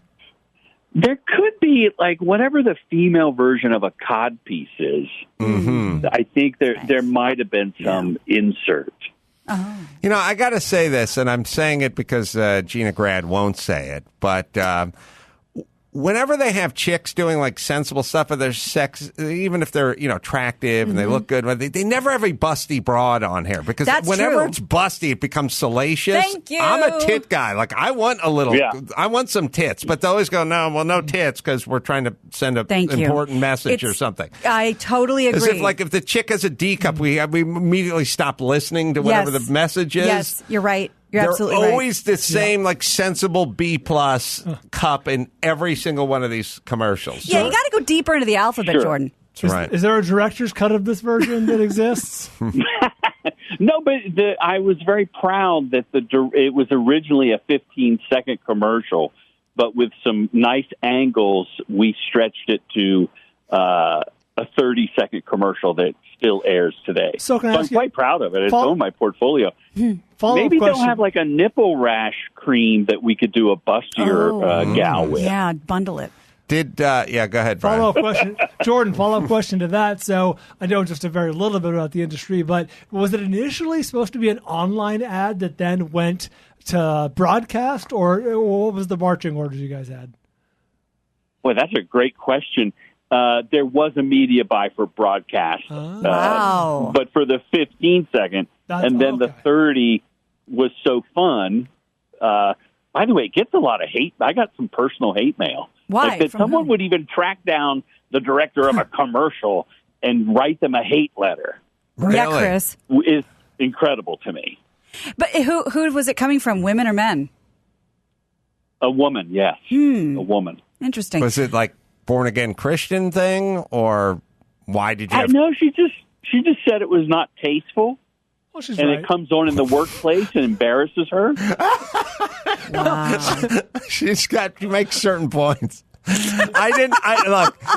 It's true. Like, I saw it alone this morning in my office when I was watching CNN. I mean, it was like 10:30 in the morning. But I honestly, if my son was sitting next to me, it would have been like a weird, awkward, whatever. It's not tasteful. It's funny. Like it has some legitimate laughs, but it's intentionally untasteful. Yeah, but nice, Jordan. I'm glad I'm glad that you're the one who did it. But that's kind of the new movement. I mean, Jordan, you might be familiar. These guys won't, because like I said, they don't get these targeted ads. But, I wonder if this is the same ad company that does like Lumi. And there's lots of these sort of like tongue-in-cheek, I wish there was a better way to say that, feminine hygiene products that are really like hitting hard on Facebook and Instagram right now. So I guess this is the thing, right, Jordan? Well, I mean, I think cutting through the clutter and people being able to skip after 6 seconds, you really need to grab someone right away. Well, I know done this did it. agency does some Shaq commercials, and we know Shaq doesn't say no to an ad campaign. Correct. So I don't think this agency has a competing feminine hygiene product. I don't know, but the trick is to get someone right away. And the challenge for me as a filmmaker was, how do we make sure the audience knows that it's the vagina that's singing? Well, first off, you're no longer a filmmaker. You make douche commercials for kids. All right. That's your new title. And you're going to get pigeonholed and no longer be a celebrated documentarian, but the douche whisperer. They're going to be like, we got to get Jordan Brady for our ass cream. We got to get Jordan in. Oh, you got herpes? Get Jordan in here. He's going to fix it. He's the best. Hemorrhoids? Nobody knows the nether regions like Jordan. We need a UTI guy. Yeah, I got it.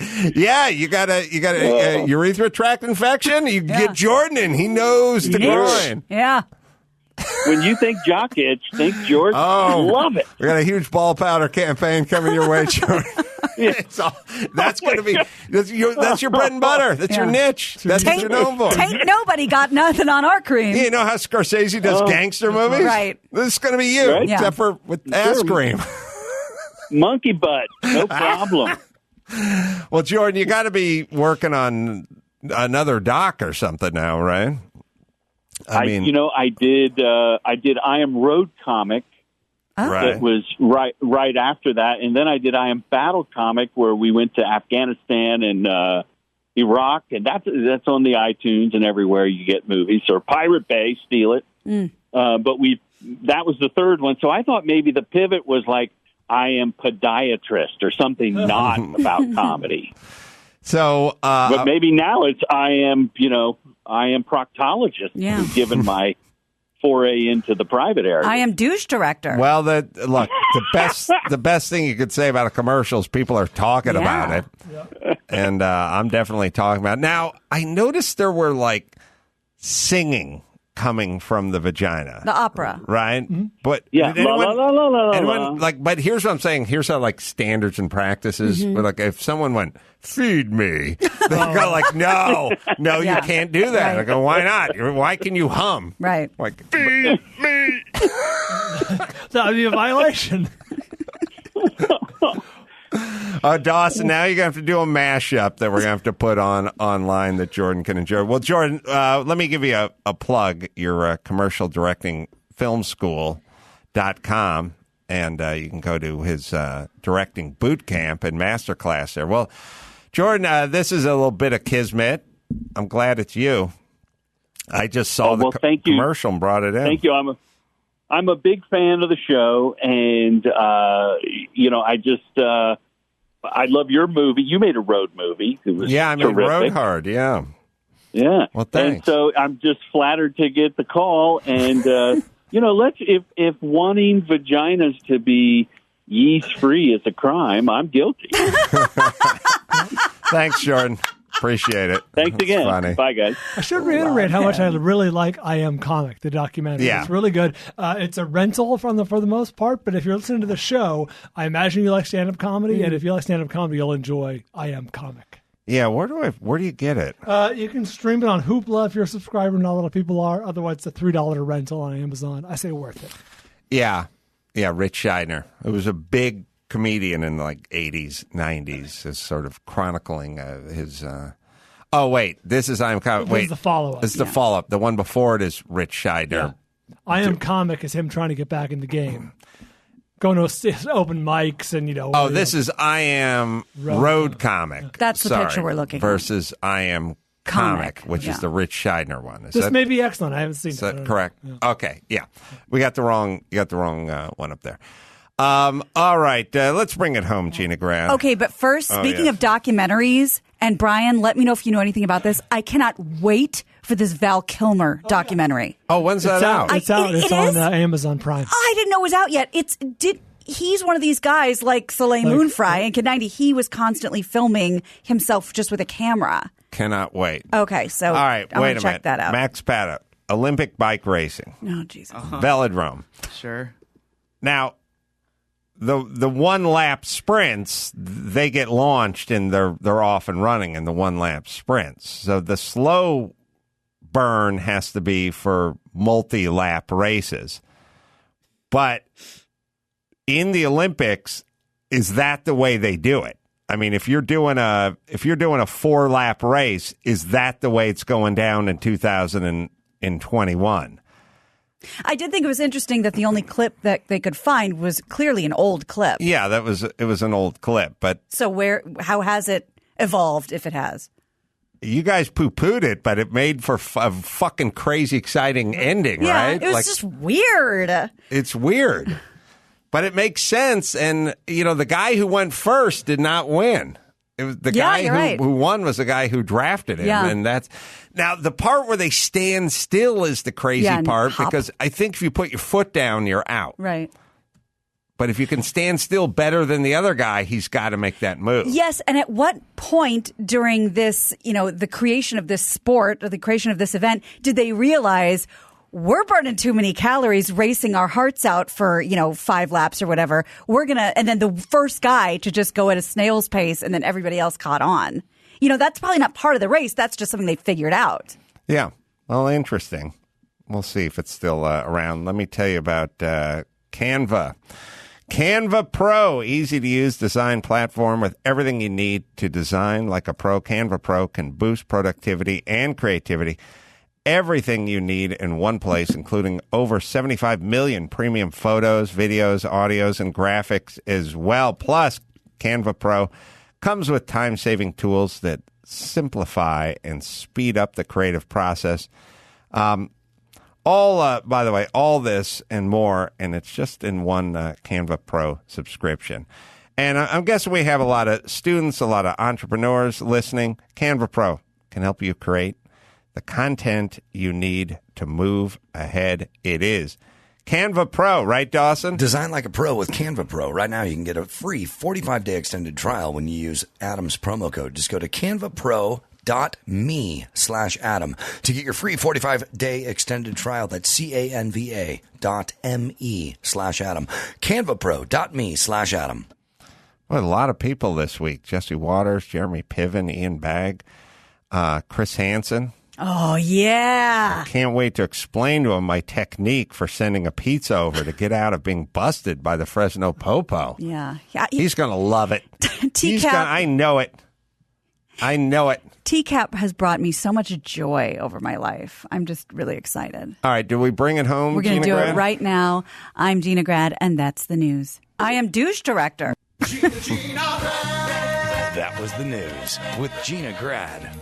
Well, good producing, Max Zapata. Getting Jordan right on the blower. Scant hour after we're talking about it.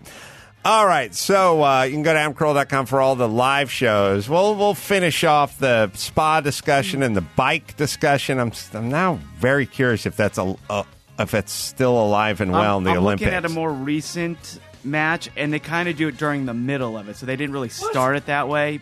I don't know. They didn't. They did it in the middle. Yeah. It's crazy. All right, so till next time, Adam Carolla, for Gina Grad, and Bryan saying mahalo.